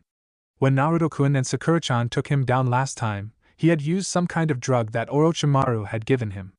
The drug temporarily mutated Mizuki and gave him immense strength and speed. At that time, I just thought that Mizuki had gotten in contact with Orochimaru outside Konoha. Now you believe that it was Orochimaru who freed and sent him? You believe that he is still around?" Naruto stated as he closed his eyes and concentrated. Orange eye shadow formed around his eyes for a moment before fading as Naruto opened his eyes. There aren't anyone in Konoha who has the required level of chakra to be Orochimaru. He must have another agent hidden amongst us. I would think it wise to assume that as well. Probably assume that there are more than one agent. Abiram Shibi said, getting a nod from all the seasoned ninja. Then we need to find them and eliminate them as soon as possible. No, we shouldn't eliminate them, Hayashi-sama. We should tag them and start giving them misinformation. Orochimaru wouldn't be alerted that his spies has been caught, and we can take advantage of Orochimaru's arrogance. Sakura said, getting a nod of approval from some of the elder ninja. That is a good idea, Haruno-san. For your age, you have quite the strategic mind, Kohara said with a proud grin. Why take the chance of them figuring it out? Kanna asked with curiosity. Simple really, when they discover the subterfuge, we end them. The Uzumaki has a seal that is undetectable and can be keyed to a single person. I will key the seal to Jiji, and when their usefulness has ended, he can quietly dispose of them. The seal will cause their hearts to suddenly stop, as if they had a heart stroke. Naruto stated with a vicious grin. Kanna nodded in understanding. Then they won't be a risk at all. No, they won't. How are you going to place the seal without them knowing, Naruto-kun? Naruto grinned. Simple, Jiji. We invite the idiots to my training sessions and hide the seal within the restriction seals that will be mandatory for every participant to have. What training sessions do you mean, Naruto-sama? Kurenai asked with confusion. Oh right, you weren't there. I was planning to teach a handful of Jonin, Anbu and Genin the ways of elemental Nishu. An experiment of mine in the Hokage that Hideyoshi Jiji approves. I plan to use that as a cover. But first we have to find them, Naruto. Don't get ahead of yourself, Sasuke said with a frown. I am sure that the Anbu can find them. If it takes too long, I will join myself. Their malicious intent won't remain hidden from my sensory abilities. Everyone looked surprised at that declaration. No one realized that Naruto's ability to feel emotions could be used like that. That's a unique use of your sensory abilities, but I digress. We should let the ANBU handle the situation. I am sure that they can find them within the month. Besides, if you keep doing their job, they would become lazy, Hiruzen said with a grin at Shikaku. Naruto stood in the middle of the large field on Training Ground 43. All around him were his present students. Some of them wearing ANBU uniform but without the masks. Others were normal Jonin, with a couple of Tokubetsu Jonin and Chunin thrown in. Finally, behind him were the chosen Genin teams, Teams 7, 8, 9, 10 and a newly instated Genin Sai. All of the assembled ninja were looking confused. Most of the seasoned ninja were ordered by the Hokage to be here. The Genin were brought by their sensei. The only ones without the slightest hint of knowledge were the Anbu, Tokubetsu Jonin and Sai. So why are we all here? A Tokubetsu Jonin wearing a bandana and chewing a senbon asked in confusion. Naruto's eyes narrowed along with Kakashi's, Gai's, Asuma's and the brown-haired Anbu Yamato. Wait a moment, Genma. Hokage-sama is supposed to give a speech to explain why we were called here, Anko said with chewing on a stick of dango. Do you know anything, Kurenai? I do, but you have to wait for Hokage-sama, Anko, Kurenai said with a grin, causing the purple-haired snake mistress to huff in annoyance. Before she could start pestering the Genjutsu mistress, the Hokage appeared beside Naruto in a puff of smoke. Ah, all of you are already here. Good. Now many of you are wondering why you are here, correct? Hiruzen asked, getting nods from the assembled crowd. With a nod, Hiruzen continued, as you all know, Naruto-kun here has learned the lost art of elemental Nishu used by the Rakudo Sennin and the first shinobi. He has been gracious enough to offer the knowledge to selected members of Konoha. You are the chosen ones. I and Naruto-kun went through all of your files and psychological analysis reports to choose the ones with the best chance to quickly learn the skills. Well, that excludes the Genin, but they were chosen for other reasons. Know this, all of you should feel highly honored to be selected for this. Naruto-kun has decided to make Nishu and Uzumaki clan art. All of are being taught it with the belief that it would strengthen Konoha, but also with the belief that you won't teach the art without the permission of the present Uzumaki clan head. I myself will be joining all of you in this, specializing in fire. Any questions? The assembled crowd looked around before a female ANBU hesitantly spoke up. Hokage-sama, are we going to be free to choose our elements, or have they already been chosen? That is a good question. Sorry to say, we don't have a choice in elements. It is connected to our personality. At least that is what I have come to understand from how Naruto-kun and Gamamaru-sama explained elemental Nishu. Hiruzen said, causing the ANBU to nod in understanding. Hopefully, your personality will match the element you want. Very few have the personality traits to have access to more than one. Naruto said with a sad frown. Can we learn an element outside the one our personality allows? Ibiki asked with curiosity. I am doing all 4 elements. Do you think I have such a colorful character? Naruto said with a laugh, causing Ibiki to shake his head in amusement. My elements are air, earth, and water. Granted, I have 3 out of 4, but that is something very rare. I have to work 4 times harder to master fire. Thanks to my liberal use of Kage Bunshin, I am able to handle the training. Mastering your own element may take years depending on your natural ability to connect to the element. So you can understand how difficult it must be to learn an element that isn't your own. Besides, I am a Sannin. I can easily connect with nature, which includes all the elements. How many Kage Bunshin do you use, Naruto? Can we use it for our training? Ino asked with excitement. I use about 2,000 to 3,000 clones at most. Any more and Kurama won't be able to heal the strain. Even Gigi can't create more than 30 clones without fainting from chakra exhaustion. Even then he won't be able to use more than 10 to train, or the memory feedback will kill him. What do you mean, Naruto? How can a clone return its experience back to you? Shikamaru asked with a frown. Around the clearing, all the assembled shinobi above genin level, and Sai frowned at the revelation. Hiruzen sighed before explaining, Let me explain, Naruto-kun. The Kage Bunshin was created by the Night Aim to be a tool for espionage. It was termed a kinjutsu for the chakra requirement and the memory feedback. The Kage Bunshin has a small portion of the creator's essence within them. When the clone dispels, the essence returns to the creator with the experience. The experience is anything related to memory, both active and passive. Other than this, I won't explain more. What do you mean by passive memory? Kiba asked with confusion. Muscle memory, Kiba. Something we don't think about. Instincts are also passive memory. Ino explained in an offhand comment. So can we use it to train? Kiba asked with excitement.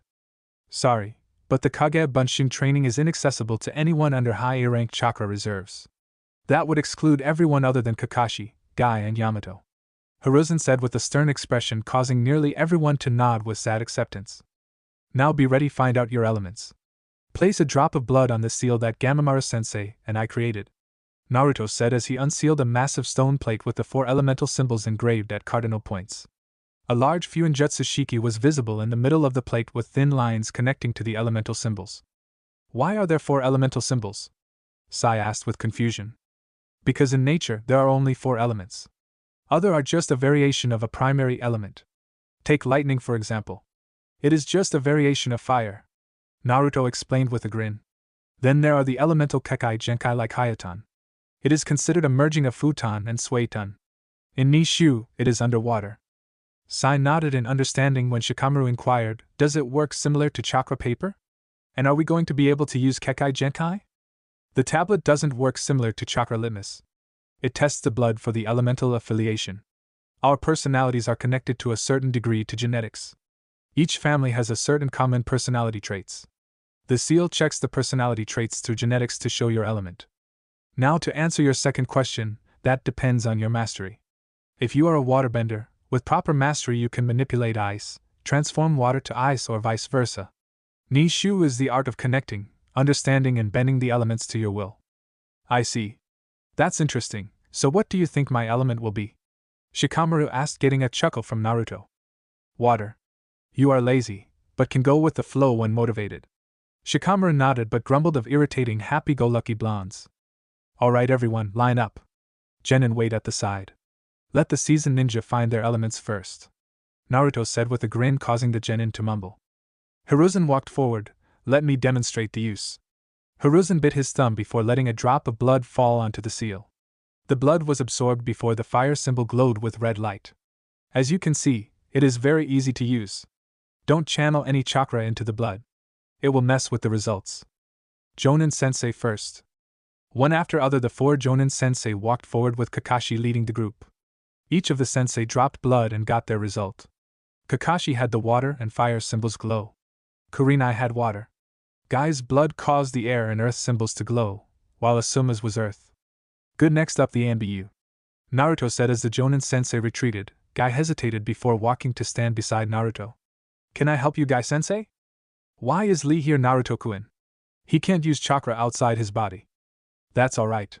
He won't need to use chakra outside his body. Nishu requires the user to internally manipulate their chakra to forge a connection with the elements. The rest is up to his will to bend the element. Guy nodded with a grin as most of the ANBU had finished their checks. Hello, Naruto-kun. Naruto nodded with a smile at Yugao as she placed a drop of blood on the plate. The water symbol glowed in response. Yugao nodded with a satisfied smile. I expected it to be water. Hope you are as good a teacher as you are a shinobi. Yamato was the final ANBU to come up. He placed his blood on the seal, causing the earth symbol to glow.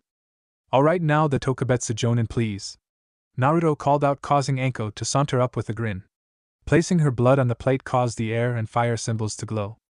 Ah! Look at that! Air and fire!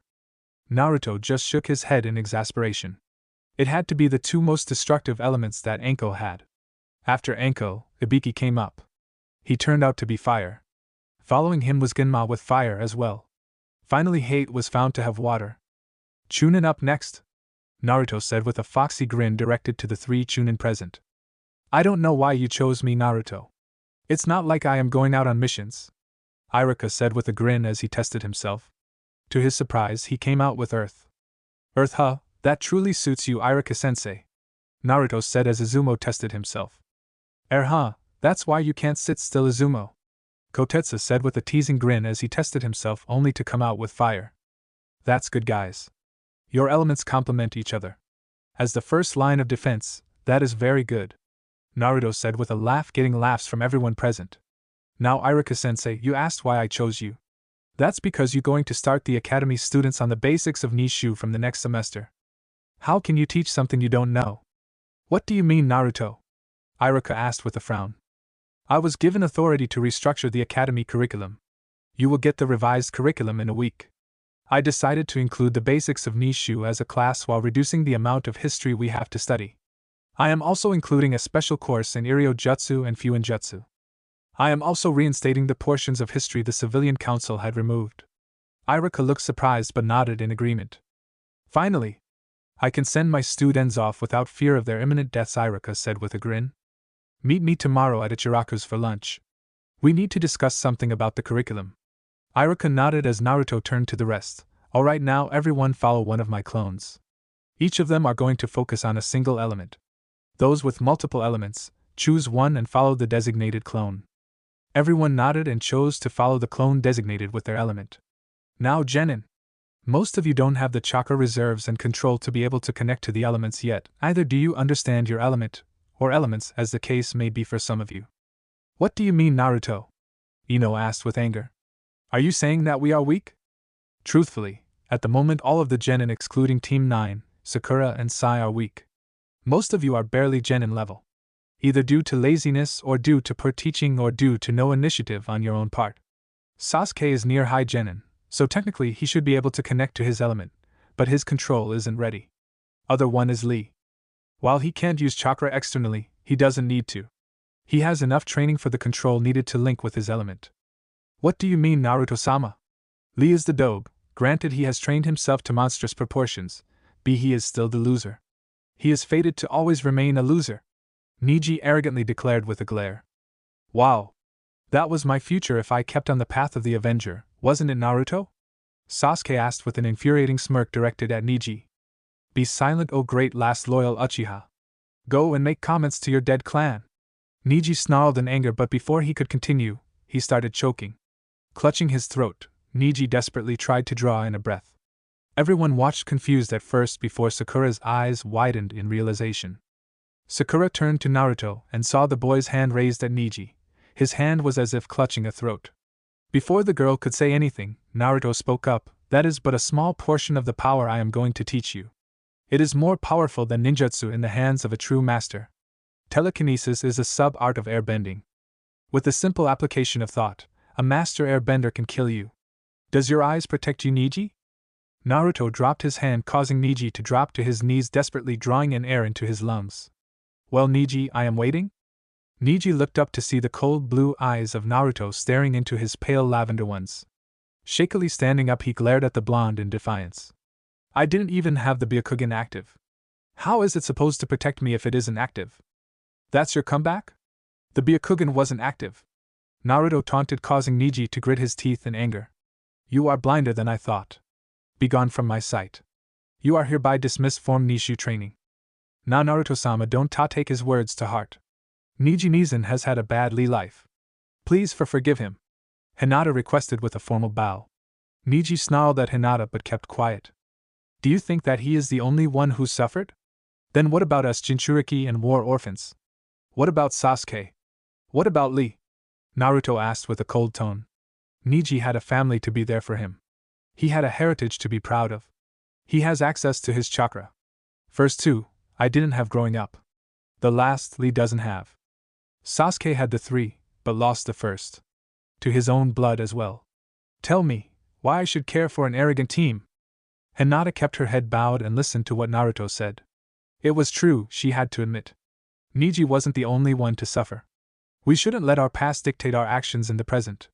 Sasuke used to let the past direct him. He changed in a very small amount of time. I gave Niji a chance to change. He decided to spit upon that chance when he befouled the dead. He forgot that it wasn't only Sasuke who had lost his clan. So had I. I may have not known my clan like Sasuke had, but their loss is still painful. How would Niji feel if we befouled his parents? You wouldn't dare! Niji snarled, clutching his fists, as veins became visible on his face. Unlike you, I wouldn't insult the dead, even those who were traitors and enemies. Pain and suffering are just part of life. Without them we wouldn't understand pleasure and happiness. It doesn't give us the right to belittle others and their heritage. Naruto-kun, I know that Niji can be unyouthful, but please give him a second chance. I promise that he can change, Lee exclaimed with a bow. Look at them, Niji. You belittle them, yet they protect you.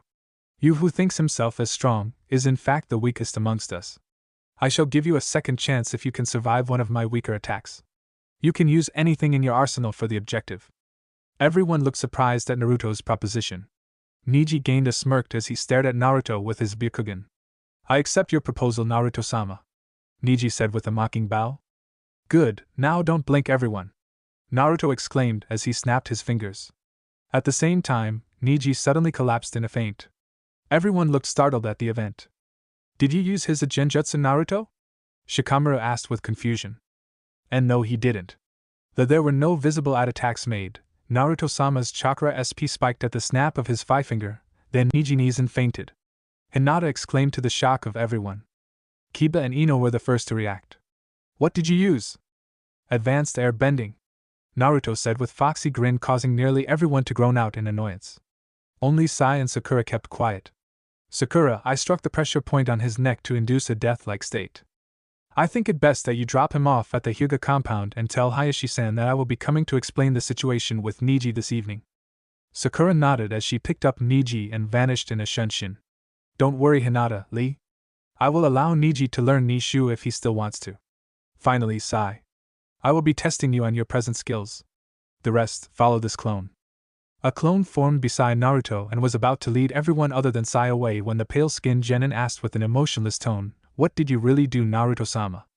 Was it similar to how you choked Niji? Naruto nodded, that's right, Sai. I used telekinesis to manipulate the air particles around his neck into an invisible sanban. From there, it was easy to prick the pressure point. Then shouldn't Hinata-sama been able to see the sanban? Byakugan, Sharingan, any dojutsu really only sees chakra.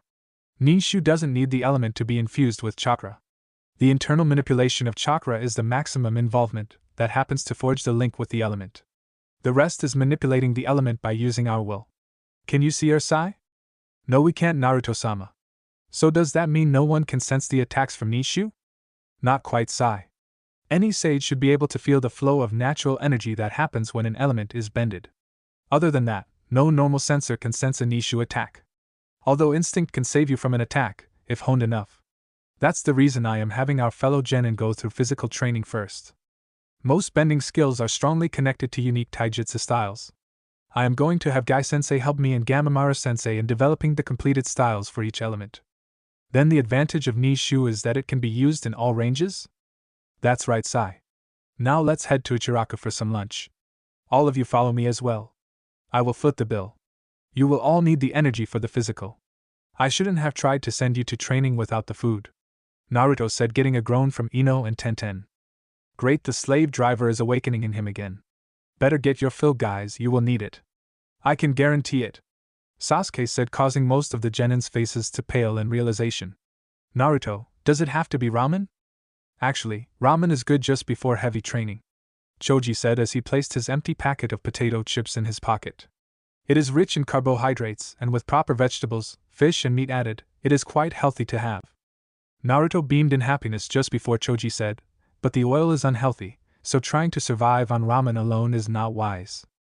Naruto's shoulders fell, but he quickly perked up and said, Hey Choji, can you convince Sakura-chan to increase my weekly quota of ramen? She barely lets me eat 5 bowls a week. No thank you. I want to live. There is no way I am going against a medic's proclamation, Choji said with a grin, causing Naruto to grumble before turning around and leaving the field. Hey Tsuchijiji, I am Mizan, get ready to cook a feast. I brought friends, Naruto said as he took a seat on one of the stools. Hello Naruto-kun and friends. Please sit down. I will be taking your orders as soon as I find that pesky notepad. Dad seems to have misplaced it again, Ayam said with a grin. No, I didn't. It should be under the counter. Hello Naruto-kun. The usual? Hey wait, you aren't trying to dismiss Sakura-chan's orders, are you? Tucci said with a suspicious look as he surveyed the gathered crowd for the pink-haired Irionin. Not at all. I still have my 5 bowls for this week, Naruto said with a grin. Alright, but if you don't tell Sakura-chan about this little outing, I will ban you for the next month. I want my stall standing, thank you. No need to fear, Tucci-san. I am already here. Guys, place your orders and let's head back to training, Sakura said as she looked at Ayam.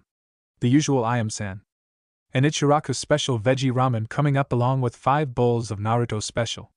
What will the rest of you have? What is this Naruto special? Ino asked with curiosity. That is the healthiest ramen for heavy training ninja we created for Naruto-kun some time ago. It contains the perfect balance of carbohydrates, proteins, and vegetables. I can guarantee that you won't gain weight if you work out. With that declaration, all of the assembled genin started giving different amounts of the Naruto special. After giving his order last, Kiba asked, why is it called Naruto special? That's because he is our best customer, and the record holder for eating the most bowls at one sitting as well.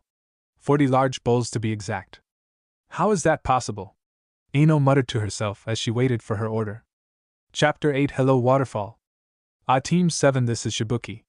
He is the present leader of Takigakure no Sato, Hiruzen said as Team 7 and their Jonin captain walked into the room. Inside, Hiruzen was sitting on the couch that was placed in one side with a small coffee table in front of it. Sitting on the couch placed at a right angle to the one Hiruzen was sitting was a black-haired man about Kakashi's age wearing the uniform of a Taki ninja. All members of Team 7 nodded their heads to Shibuki before turning their attention towards Hiruzen. The aged Hokage took a sip from his teacup before speaking. Shibuki came here with an interesting proposal. I don't know if you are aware, but the Nanabai no Kabutamushi is in Taki. Ever since Hashirama-sensei spread out the Biju among the nations, it has been there. Until now, none of the Jinchuriki have ever been treated well, even though Taki has never faced the wrath of one. So let me guess, Gigi, the present Jinchuriki is ostracized for a burden they didn't want? Naruto asked with a cold tone, causing a shiver to run down Shibuki's spine. That's right, Naruto-kun. Young Fu is somewhat like a surrogate sister to Shibuki. He came to us with hopes that you can help her overcome some issues she has been having after mastering the third tail. That is a mission for Konoha. He also wishes to speak with you privately as the Uzumaki clan head. From what I could gather, he wishes to procure the skills of the Uzumaki. If Naruto accepts Shibuki's request, then the parameters of the mission will change from escort Shibuki back to Taki and help young Fu to include protection detail for Naruto while he does the second mission. Naruto, please remain behind. The rest of Team 7 accompany me to the adjacent room while Shibuki and Naruto talks over the details of the second mission, Hiruzen said, standing up with an imperious demeanor before walking out of the room with the rest of Team 7 walking behind him. Naruto and Shibuki stared at each other for a few moments before Naruto occupied the recently vacated couch. With a nod, Naruto motioned for Shibuki to speak. A good day to you, Naruto-sama. I wish to procure your clan's skills in Fuinjutsu to check the seal on Fu. The last of Taki's Fuinjutsu masters were killed on a mission recently. I need someone to check her seal, as I fear that the last use of 4 taels worth of Nanabai's chakra may have corroded it. Along with that, I would like you to check the seals that help us maintain our secrecy. Taki would be happy to pay whatever you want for the job. Naruto silently pondered for a moment before speaking. So let me get this straight. You want me to check her seal along with the seals Senjumito gifted your village as you fear that they may have been damaged, and you have no Fuinjutsu experts at the moment, and you are willing to pay any price I would declare? Shibuki nodded in agreement with everything Naruto said until the price for the job came up. With how Naruto stated it, Shibuki realized the major loophole he left. With an embarrassed smile, Shibuki corrected, "Any price within reason." Naruto nodded with a grin. "New to politics?" "Yeah, I became the leader a couple of months ago. I had trained for a long time under father, but taking the seat is still difficult, especially since I don't have the active experience in politics and business deals. Lucky for you, I am not a malicious person. With the loophole you left, I could have asked for the destruction of Taki and you would be honor-bound to follow through or be branded as honorless fools. Anyway, I accept the job. The standard price we asked for routine maintenance of a single seal of the caliber you want me to check is equivalent to an S-ranked mission price, though it may increase if you want changes done to the seals. Though I am willing to give you a discount as the first customer since the reemergence of the clan. You will only have to pay the cost of an A-ranked mission per seal. Though the Jinchuriki seal will still need SS rank pay as is the price." Shibuki rubbed his chin as he thought of the price Naruto asked before nodding in agreement. "I agree with your price, Naruto-sama. The security of my village is at stake. I shouldn't be a cheapskate about price in such situations." Naruto nodded as he unsealed the blood seal contract and filled in the particulars for the job and the price before placing a drop of blood on one of the seals at the bottom of the document. Before placing another drop on another seal. Shibuki watched amazed as the seals glowed red before vanishing, leaving behind the final seal. "Place a drop of your blood on the final seal to finalize the job," Naruto said as he turned the document to Shibuki. The leader of Taki nodded as he quickly went through the document before placing the requested drop of blood on the seal. To his surprise, right after the seal vanished, 2 identical copies of the document appeared atop the contract in a puff of smoke. "What happened?" Shibuki asked with confusion. Naruto chuckled and said, "The contract makes 2 copies when the job is finalized. There are hidden seals engraved on the document that makes it possible. All 3 copies are tamper-proof. Keep the lowest one, the other 2 are meant for the Uzumaki archives and the clan member who is meant to do the work, which in this case is me." Shibuki nodded and returned the top 2 copies to Naruto. "I plan to leave early in the morning tomorrow, Naruto-sama. I hope that isn't a problem with you." "Not at all, Shibuki-san. I will inform my team. Are you returning to the Golden Leaf?" "That's the plan. It is already late in the evening, the sun has nearly set. I want to make sure that I am rested for the journey back. After Takahito died, we have become a bit paranoid." Naruto nodded with a sad smile. "I understand. The ANBU will escort you back. Have a good night, Shibuki-san." "To you as well, Naruto-sama," Shibuki said as he walked out of the room and motioned for the ANBU standing outside to lead him back. "So did you take the job, Naruto?" Naruto turned his head and smiled at the source of the voice, which turned out to be Sakura. The pink-haired medic was sitting on her favorite red cushion drinking a cup of herbal tea. "Sure did, though I didn't expect a clan job so soon." Sakura hummed as she placed her cup on the small table in front of her and poured another cup for Naruto, who scrunched up his nose in disgust but without prompting, sat down on the orange cushion opposite his teammate and took the cup of tea before taking a small sip. Surprisingly, he didn't taste the expected bitter taste the previous cups of tea held. Seeing the surprised look, Sakura giggled before saying, "Doesn't taste like you expected, did you?" Naruto shook his head as he placed the cup on the table. "It was not bitter like I expected. I thought it was medicine that would help with the malnutrition." "It is, but not the kind I gave you last time. The previous tea has run its course. In the past 2 months, your body has recovered faster than expected, but I believe that Kurama helped in that aspect. This one is to help get the most nutrition from the smallest of intakes. Tsunade-sama and I were experimenting with it right before pain attacked. It was showing great results. That's why I am also taking it. It will help us regain our physical forms faster and help maintain it with less ration as well." Naruto shrugged before saying, "This is the better tasting medicine I have taken yet." "It should be. It is a blend of medicinal herbs with some of the most exquisite tea from Cha no Kuni. Originally it wasn't this good tasting. After coming back, I had been experimenting with different blends to make it this good, especially for you since you tend to complain against the taste of the medicinal tea," Sakura said with a small smile, getting a large grin from Naruto in return. "Thanks, Sakura-chan. You are awesome. If it was Bachan, she would have force-fed me the yucky-tasting tea." Sakura shook her head with fondness before her face hosted a serious expression. "That isn't true, besides you didn't answer my question." Naruto nodded. "I accepted the job. It was a routine seal maintenance job. I have already learned enough to do that. I will have to look at Fu's seal as well. Shibuki fears that the seal is degrading. We know that isn't the case, as you had yourself seen her in action 2 years from now, but there may be changes in this timeline. That is true. So much has changed this time around, yet some things are still the same. Are you planning to give Komiai her memories when you check up on the seal? That's the plan. It will be easier than sneaking into Taki, but I didn't expect the mission to escort Shibuki already.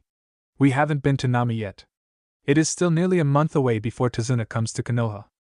Sakura nodded in agreement before saying that's true, but he may have been here due to the death of his representative. He just used this opportunity to come here earlier. Then again, he may have ulterior motives. He is the leader of a powerful village. Taki may be small, but no invasion against it has ever succeeded unless a former Taki ninja was involved. Naruto nodded before his eyes widened in shock. Sakura, I think that there is a seal that can be added to Taki's defenses that would incapacitate Kakuzu and any such traitors. Sakura looked pensive before saying, like the one surrounding the compound? Exactly like the one surrounding the compound. Just have to tweak it a little to increase the size of the barrier to encompass the whole of Taki. With proper tweaks, we can even have all of Konoha under that seal. That's all well and good, Naruto, but why give it to Taki? They may be allies at the moment, but that can easily change in the future. The seal has some weaknesses. Toby would easily be able to bypass it. The seal need the target to touch the barrier to start tracking. Then there's the problem of it not extending underground. Zetsu can bypass it as well. I plan to give that version to Taki. It would protect Fu as long as she isn't kicked out of Taki. I will leave a loophole to monitor the situation. Sakura nodded in agreement before saying, why not ask for Fu and the Nanabai as payment for the seal? Naruto blinked olishly for a moment before saying with a sad tone, that thought didn't cross my mind, though I doubt they would be willing to part with their Jinchuriki. To most, we are weapons after all. Sakura nodded in agreement as she drained her cup of tea before standing up. Shibuki plans to leave in the morning, right? That's right. Kakashi-sensei informed you and Sasuke? Sakura nodded. He did, and he said that we need to be early. Like he is one to talk, the hypocrite. Even after the threats, he still comes late. Naruto gave an awkward laugh. Ha ha ha. That's Kakashi-sensei for you. At least he is only a few minutes late now instead of 3 hours. Still, he is a jonin. He should be a bit more professional. Anyway, good night, Naruto. See you at the gate. Naruto nodded as Sakura vanished in a puff of smoke. Naruto, are you really going to go through with your plan? Your teammate won't like it. Especially since you haven't discussed it with her. The deep rumbling voice of Kurama reverberated through Naruto's mind. You are worrying for nothing. I have a feeling that it would be needed. Having a backup plan is always good. I have rushed into danger without one too many times in the past to not plan ahead from now on. Especially since our opponent is Madara and Toby. Kurama gave a mental equivalent of a shrug before going quiet, leaving Naruto to his own thoughts. Next morning, Sakura was the first one to arrive at the main gates. She looked around before sighing in annoyance right before Naruto and Sasuke appeared in a shunshin. Marring you too. Get any sleep? Naruto gave a big yawn before grumbling out, not really. I needed to check through some of the sealing notes on the seal that my clan gifted to Taki. I do think my plan is feasible. Sasuke just grunted in greeting before looking at Naruto with curiosity. What plan, Naruto? Huh. Oh right, you didn't come by last night. As I said to Sakura, a barrier similar to the one that surrounds my compound can be integrated into the present formula without much problem. Still, do you think it wise to strengthen a foreign village like that? Sakura said with a frown. Sasuke frowned as well, only for Naruto to wave off the concern. It isn't like I am not leaving a back door in it. Besides, it has a weakness to Jikuken ninjutsu and tunneling under the barrier, remember. Still, I think that your concern isn't necessary, Sakura. It has such a massive glaring hole in the structure. Granted, Jikuken ninjutsu isn't common, but tunneling under the barrier, which must be barely a couple of inches thick, can be easily done. He offers his hand in friendship, while leaving clutching a dagger behind his back. It is a wise precaution. Besides, he doesn't need to let Taki know about the glaring weaknesses. Sasuke said with a grin. Sakura huffed but nodded in agreement that the plan was sound. She was about to open her mouth to speak when Shibuki appeared with Kakashi. Good morning, team. I hope you all are packed and ready to go. Kakashi asked, getting nods from his team as each of them brought out storage scrolls, or in Naruto's case pointed to a massive scroll strapped to his back. Kakashi nodded in satisfaction before saying, we are going to travel in arrowhead formation with Sasuke taking point, Naruto your left wingman, Sakura your right wingman, Shibuki directly behind you, with me taking up the rear. Any questions? Sasuke looked at his two teammates before speaking up. What speed are we moving at? Mid-Chunin. I know that Naruto and Sakura can maintain that for over 10 hours before being tired. Well, in Sakura's case, Naruto has enough stamina to put Guy to shame. Anyway, how long do you think you can maintain it? 6-7 hours tops. Naruto and Sakura have forced me to increase my stamina along with my speed during our personal team training for the past month. I should be fine to fight if we keep in that time span. Kakashi nodded while Shibuki looked startled at the revelation. He didn't think that the genin of Konoha were that capable.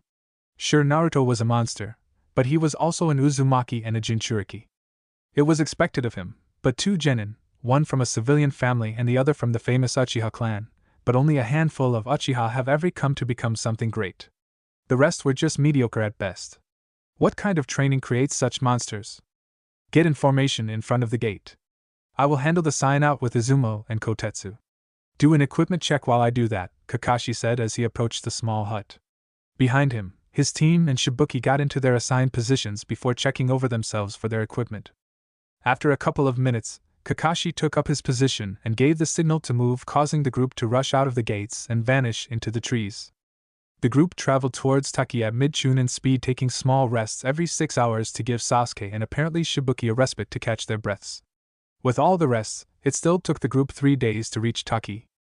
As the group approached a large waterfall, Shibuki called for them to stop just as multiple Taki ninja appeared from the trees surrounding the waterfall. Shibuki-sama, you have finally returned. I hope that you didn't have any problems on the road?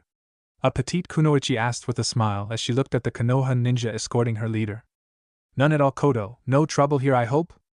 We did have a bit of a problem last night from Kanoko trying to get back in without the proper paperwork, but that was easily solved. I still don't know why you allow her to stay as a kunoichi. She keeps misplacing her ID, Kodo said with a huff. Shibuki just shook his head in exasperation but nodded. I will give her another warning. Now open up the gates, Koto. Uzumaki-sama has accepted the job.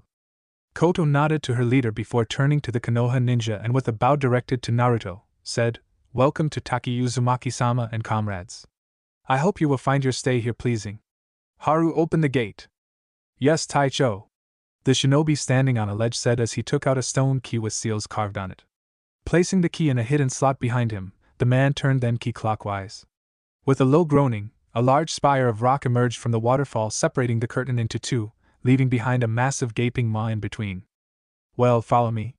Be sure to step only where I step, Shibuki said with a grim expression, causing drops of sweat to form on Sasuke, Kakashi, and Sakura's foreheads. The booby trap's right. That's why we used the official entrance instead of the usual one, Naruto said with a mischievous grin, causing Shibuki to look at the blonde Jinchuriki in shock. How did you know? I can sense everything within 10 kilometers of me. That means I knew that we were going towards the official entrance instead of the secondary one, but I agree with the sentiment. Never show your main entrance to foreigners. That was a mistake my clan made in the past and paid for it. Shibuki nodded. I see, Naruto-sama. Then you can sense Taki as well? Naruto nodded, causing the leader to sigh. Well, I believe that most sensors can barely feel 3 furlongs. You are the exception, so I don't think it is a danger, but is there any way to confuse sensory abilities? There are a few barriers, but they won't stop anyone like me. My abilities come from both emotion sensing and sensing life instead of chakra, which in turns comes from my senjutsu. So I don't think you would need such an addition. Of course, if you are willing to pay for it, I can integrate it into the seal. Shibuki looked surprised but grinned at the subtle jab. Behind them, the remaining members of Team 7 were grinning as well. We can discuss it later, Naruto-sama, but first, welcome to Taki proper. Team 7 looked on in awe as they laid their eyes on the massive tree that grew in the middle of the village, surrounded by a body of pristine clear water. Well, Naruto and Sakura had already seen the village once, but they didn't have the chance to admire it last time, not with the grumbling they were doing for being assigned that stupid cleaning job. Beautiful, isn't it? Team 7 nodded in agreement before Naruto sensed someone above. Before anyone realized what happened, Naruto had vanished in a swirl of wind. What happened? Shibuki shouted in shock, only for Sakura to look up with an annoyed expression on her face, as she was greeted to the sight of a mint-haired, tan-skinned girl with orange eyes, wearing white midriff shirt and apron skirt over fishnet armor and shorts. Her hitai was tied to her right arm. Shibuki-sama, Is that Taki's Jinchuriki? Shibuki looked up in the direction Sakura pointed to see Naruto float in front of a stunned Fu, who had her fist connected to Naruto's. Fu, Shibuki-sama has returned. Go and keep an eye on him. Foreign dignitaries are accompanying him. Fu said to herself in a mocking tone. What do they take me for? I may be a Jinchuriki, but I still need rest. Damned elders! Fu looked down as she flew above the official entrance and saw Shibuki being accompanied by a shinobi she recognized as Hatake Kakashi. Along with him must have been his genin team. Fu realized, though she felt a strange sense of familiarity with the blonde genin. As she hovered above the group, she saw the blonde genin suddenly vanish from existence. Before she could react, the same blonde appeared out of thin air in front of her with a grin on his face. She saw that the boy looked friendly as he extended his right fist to her. Though wary of his intentions, Fu extended her fist and met his right before her eyes widened in shock. Fu looked around the place she suddenly found herself in. It was a wide expanse of space. She saw that she was the only one present before she turned around to see Komiai behind her, completely unrestrained. Komiai, what's going on? Fu asked with confusion, only for Komiai to look right past her as the Biju spoke to her. We are in the mental dimension we Biju can use to communicate with each other, and through us our Jinchuriki. So Kurama, what do you and your Jinchuriki want? Though I must confess I am shocked to see you getting along with your Jinchuriki. What are you talking about, Komiai? We are the only ones here, Fu said before the sound of clapping caught her attention. Turning around, she came face to face with the same blonde-haired boy with whom she'd bumped fists. Behind him was the majestic Kyubi no Yoko, grinning at her. Ah. Hi, I am Fu, the girl said with an awkward smile. This situation was way out of her comfort zone. The name's Uzumaki Naruto. So Fu, tell me, were you mistreated here? Naruto asked with a nonchalant tone, causing Fu to glare at the blonde. You should know? I mean, you are a Jinchuriki after all. Naruto gave an understanding smile before saying, let me rephrase it. How badly were you treated? Fu became suspicious. Why are you interested? To see if you have any reason to leave your village. There is a group S-rank Nuknin working to gather all 9 Biju. If you plan to leave your village, you would be vulnerable. I would be willing to offer you a place as a retainer of the Uzumaki clan, thereby under both our protection and Konoha's. So tell me? Fu looked at Naruto and Kurama with suspicion before sighing, nothing more than verbal and mental abuse. They didn't dare harm me physically out of fear of releasing Komiai. Neither did they try to rape me. I don't really have many people I love here. Only Shibuki and my sensei. I know that the elders were planning to exile me if I lose control again. Shibuki denied it, but my insects heard them talking. So what about you? How was your life? Much like yours, but I never gave up and finally gained recognition. Well, the elders and Shibuki fear that your seal has weakened, though I doubt it. If I am not mistaken, Taki was given the Gochuteken Fuin. It shouldn't corrode even if Kyuki's full power is used. I know for a fact that it is the same seal that Kurabi, the Hachibi Jinchuriki, has, and he can easily access Biju Moto. But she doesn't have that seal. It hasn't been used since a couple of years after the fall of Yuzu when my first Jinchuriki died. She has the Shinshin Choko Fuin. Komiai said, getting a growl from Naruto. And where did they get it? No, don't answer that. I can use the seal to force some concessions. Using stolen jutsu from a royal clan right after the genocide of the clan is a criminal offense. Taki is on thin ice now, Naruto said with a grin that Kurama mirrored. You aren't going to destroy Taki, are you? Fu asked with trepidation. No, I won't, but the elders will wish I did. Besides, because of the usage of an Uzumaki seal without permission is a breach of contract.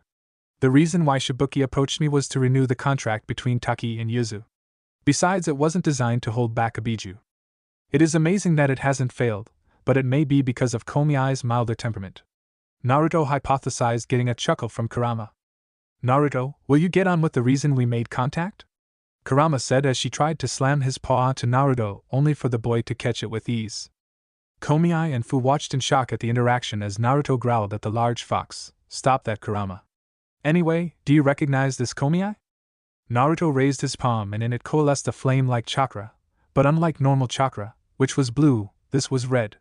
Komiai gasped in shock while Fu looked at it with confusion. So, that's just Biju chakra. Kyubi's right? How did you get that? Komiai asked, suddenly furious. I walk amongst the ghosts.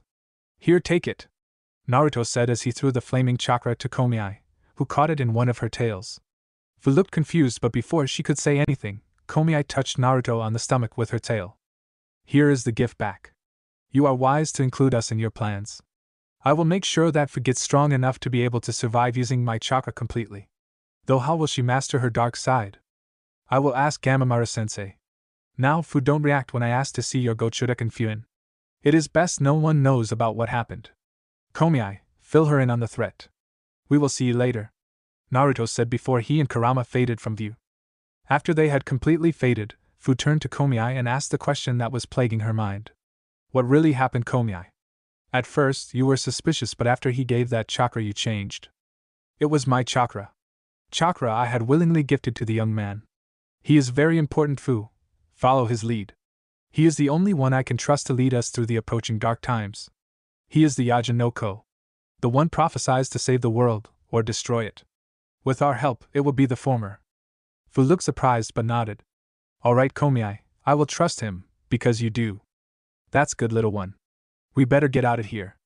We will talk later. Fu nodded before both faded as well. Fu stumbled for a moment before she was caught in the embrace of a gentle wind, which gently lowered her down to the ground right in front of Shibuki and the rest of Team 7.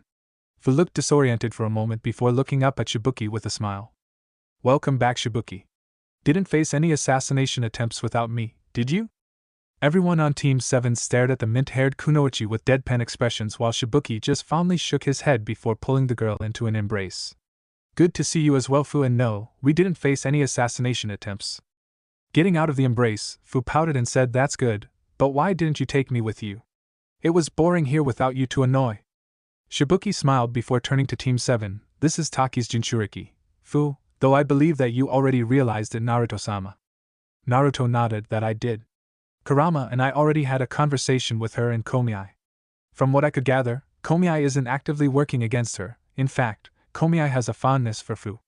That makes it easier for her to master Komiai's power. The reason she can't use more than the four-tailed cloak is because she hasn't dealt with the darkness within herself. It is a must for any Jinchuriki to access above four tails. That will require intense meditation and soul-searching on Fu's part. Fu looked surprised, as did Shibuki, Kakashi, and Sasuke. Fu stepped forward and asked, you mean to say that I will have to sit still for hours, meditating and soul-searching before I can synchronize with Komiai? Naruto nodded, causing Fu to violently curse. Shibuki just looked at the cursing girl with affection before saying, I think you just disappointed Fu. She seems to suffer from ADHD. She can't stay still for more than a few moments. Fu glared at Shibuki as everyone laughed, so was Naruto. He was and is very hyperactive. I have calmed down a lot, Kakashi-sensei. Becoming a sage requires patience. Granted, learning to sit completely still was a pain in the ass, but I succeeded and became that much more powerful for it.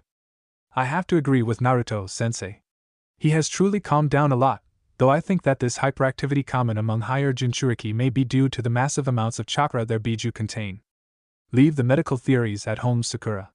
None of us want to sit through a lecture that none of us can understand. Kakashi admonished, causing the girl to huff in annoyance. None of you understand the beauty of medical ninjutsu and theory. There are no subtlety in any of your techniques. I can injure you in such a way that you will die a few days later, and no one would even realize why. Everyone shivered in realization of how dangerous a fully trained Iraianin was. Naruto turned to Sakura with a grin and said, that may be true, but you prefer the unsubtle ways as well. Your monstrous strength is a testament to that fact. Shibuki-san, we should head towards the village. After finding a secure place, I can check Fu's seal. Oh? So that's the kind of person you are? We haven't met even an hour, and you are trying to get me out of my clothes. Smooth 9. Fu said with a teasing grin, causing Naruto to stumble in his step before vehemently declining her statement. No, I wasn't. Besides, I was hired to check the seal. Naruto sputtered out, causing everyone to chuckle at his expense. I was just teasing, besides we are ninja. Standard morality doesn't really apply to us. After all, the villages train kids to become assassins. Fu said with a somber tone as everyone nodded in agreement with the girl. After that, the group walked down the path heading towards the village in silence.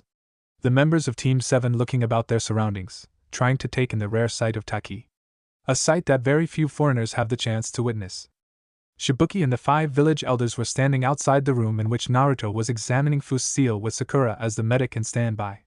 Sasuke and Kakashi were leaning on the opposite wall staring at the door with frowns. Does standard seal maintenance really take this long, Kakashi-sensei? Sasuke asked with a frown. Kakashi mirrored Sasuke's frown. Not really, unless the seal has really deteriorated that Naruto has to practically rebuild the seal. Let's hope that isn't the case. Near them, the elders and Shibuki frowned at the thought. Sasuke nodded before asking, why was Sakura allowed in while we weren't? Sakura is the medic monitoring Fu's health. If Naruto has to rebuild the seal, it will be Sakura's duty to stabilize her while Naruto rebuilds the broken seal. You may not know this, but if the biju is ripped from its Jinchuriki, the container dies. Rebuilding the seal causes similar damage to the Jinchuriki's chakra coils. The medic's job is to heal the damage before it can become permanent. Sasuke nodded in understanding before Kakashi said that, and because Fu and Naruto are of opposite gender, a moderator is usually there as well so nothing inappropriate happens. Not that Naruto would do anything inappropriate, but it is just a precaution so that no one can accuse him of being inappropriate. A click drew the attention of everyone. Looking towards the room, the heavy wooden door swung open, followed by an infuriated Naruto with a meek Fu following him, supported by Sakura. Naruto-sama, what is the condition of the seal? One of the elders asked with a haughty tone, only for his expression to wilt in the presence of Naruto's anger. When was the seal changed? The elders and Shibuki looked confused as Sakura motioned for Sasuke to help her support Fu towards the balcony. Another elder, an old woman nearly in her 80s, stepped forward. That has been the seal used by Taki for 2 generations now. Fu's predecessor also had that seal.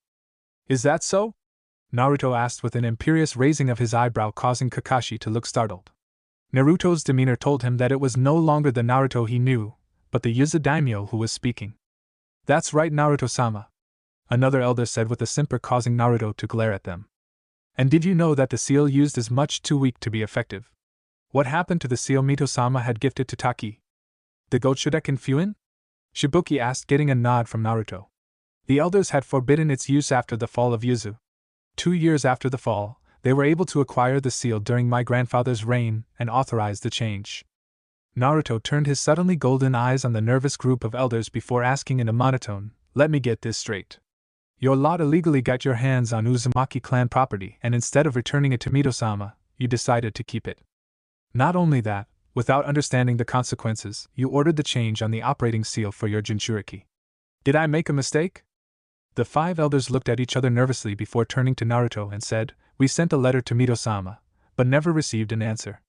As we asked for permission to use the seal, when no reply came, we assumed Mito-sama didn't object. I see, so you sent a letter to Mito-sama? Do you take me for a fool? I can sense your emotions and can easily tell that you are lying. No one in this world can lie to me. That is a black mark against you. Do you know what happens to those who steal from a royal clan? Shibuki looked startled at the revelation. He was now afraid of the retribution Naruto could legally bring down on Taki. If he wanted, Naruto could easily destroy Taki, and no one would say anything in protest. After all, he was the slighted party. The elders paled in realization.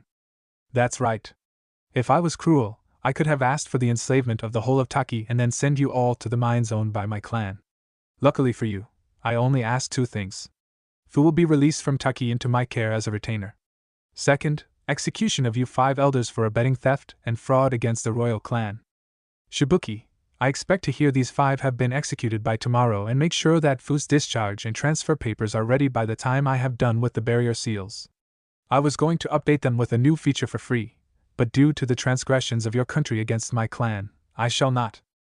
Also know this, the treaty between Taki and Yuzu is hereby dissolved. You will need to renegotiate a treaty if you wish to keep an alliance with Yuzu. Remember this, your alliance with Konoha is a direct result of your alliance with us. Naruto said before walking towards the balcony with Kakashi following him. Fu sat down on the bench with a little help from Sasuke and Sakura. With shaking hands, Fu took the water flask Sakura offered her, and took a long draught before handing the flask back. That was the worst situation I have ever been through. Luckily, I won't have to go through a similar situation in the future. Sakura giggled before saying, then make sure you don't get pregnant.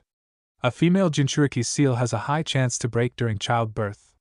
It's what happened with Naruto's mother. Fu's eyes widened in shock as she stuttered out, Naruto's mother was his predecessor? Sakura nodded with a solemn expression. Her lips pulled into a tight line. It is quite sad that Yondaime-sama, a world-renowned Fuinjutsu master, was unable to repair the seal holding the fox back. Then again, the power of the Kyuubi is nearly unimaginable. Fu was about to speak when Naruto and Kakashi walked onto the balcony, both wearing aggravated expressions. Sasuke stared at the duo with a frown just before the 5 elders rushed in after them with Shibuki not far behind them. "Who do you think you are, Uzumaki?" one of the elders growled out. "How dare you threaten and order us about? The Taki daimyo won't agree with your demands," another elder exclaimed while the female elder was trying to make them see reason. Naruto turned his golden eyes on the elders, causing them to freeze. With a glower, Naruto hissed out, "Who am I? How dare I threaten and order you?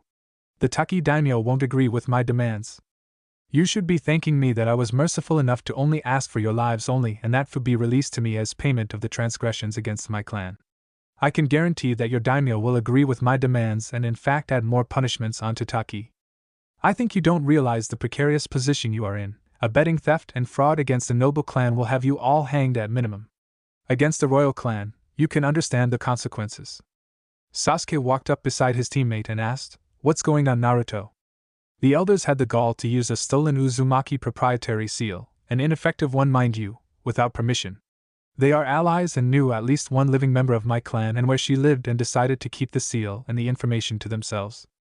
Calling for their execution and release of Fu into the care of my clan was the most merciful retribution I could ask, wasn't it? You should have executed them right where they stood, but I understand that you are being your merciful self again," Sasuke said before glaring at the elders with his Sharingan active. "Watch your tongue, boy. You may be the last Uchiha, but you have no say here, either does Uzumaki. Elders, that's enough. You have committed treason against Taki by stealing from an ally and then trying to defraud them, which led to the dissolving of a nearly century-old treaty. Your actions have harmed Taki and for that you shall pay. Even if Naruto-sama didn't call for your execution, I would have had you executed anyway. Now be silent before I decided to have your families charged with treason as well." That statement from Shibuki caused the clamoring elders to suddenly become quiet before one of them growled out, "You would side with an outsider against your own people." Before anyone could react, one of the elders made a hidden sign causing 2 teams of ANBU to appear. Shibuki looked startled as the ANBU drew their tanto. "What the hell are you doing? Stand down, ANBU. They won't listen to you, Shibuki. We were planning to tell you later, but we have decided to have you replaced. You are too soft. You protect the demon while ignoring her transgressions against the village, and you are a poor leader, unable to discipline your subordinates. ANBU, execute them." The guards standing at the base of the administration building suddenly straightened their back in shock. Before they could say anything, a man nearing his 40s walked past them with a guard of 6 samurai and ninja. The man was wearing robes made of green silk and wearing a small gold circlet encrusted with jewels on his head. After the man and his guards were outside earshot, one of the guards turned to his fellow and asked, "Did you know Daimyo-sama was going to be here?" His companion, a young kunoichi, nodded with a shocked face before peeking her head through the door to see if the daimyo was gone. The Taki daimyo walked up the stairs and came to the top floor when he heard a commotion. Turning towards the source, he saw an elder ordering 2 teams of ANBU to execute Shibuki, a mint-haired girl, and the Konoha ninja, among them being the Yuzu daimyo, and his target. Before the man could put a stop to the farce occurring in front of him, the ANBU had already moved to strike down their targets. Just before the ANBU reached their targets, a wave of nauseous feelings flooded the man's head as an invisible pressure fell on his shoulders, causing him to fall on his knees. Within moments it had passed, and when the man stood and looked about, he saw that he wasn't the only one affected. Everyone except Naruto was on their knees. The ANBU on their backs, their masks shattered and frothing at the mouth. The elders were unconscious along with the Uchiha Genin. Shibuki was barely awake, and the girls were clutching each other for support. The Jonin he recognized as the infamous Kopi ninja, Hatake Kakashi, was also on his knees. From the rising of the man's chest, he could deduce that Kakashi was panting heavily. "What in the 9 circles of hell was that? You downed all of us without moving a muscle!" Fu exclaimed softly, but in the quiet that followed the wave of whatever it was, everyone could hear her perfectly. "That was my killing intent amplified by Senjutsu," Naruto said with a grin, causing Fu and Shibuki to gape, while Sakura to shake her head in exasperation. "Really, Naruto? Give us a warning next time," Sakura complained as she used an Iriajutsu to wake Sasuke. The first thing Sasuke asked was, what did he do now?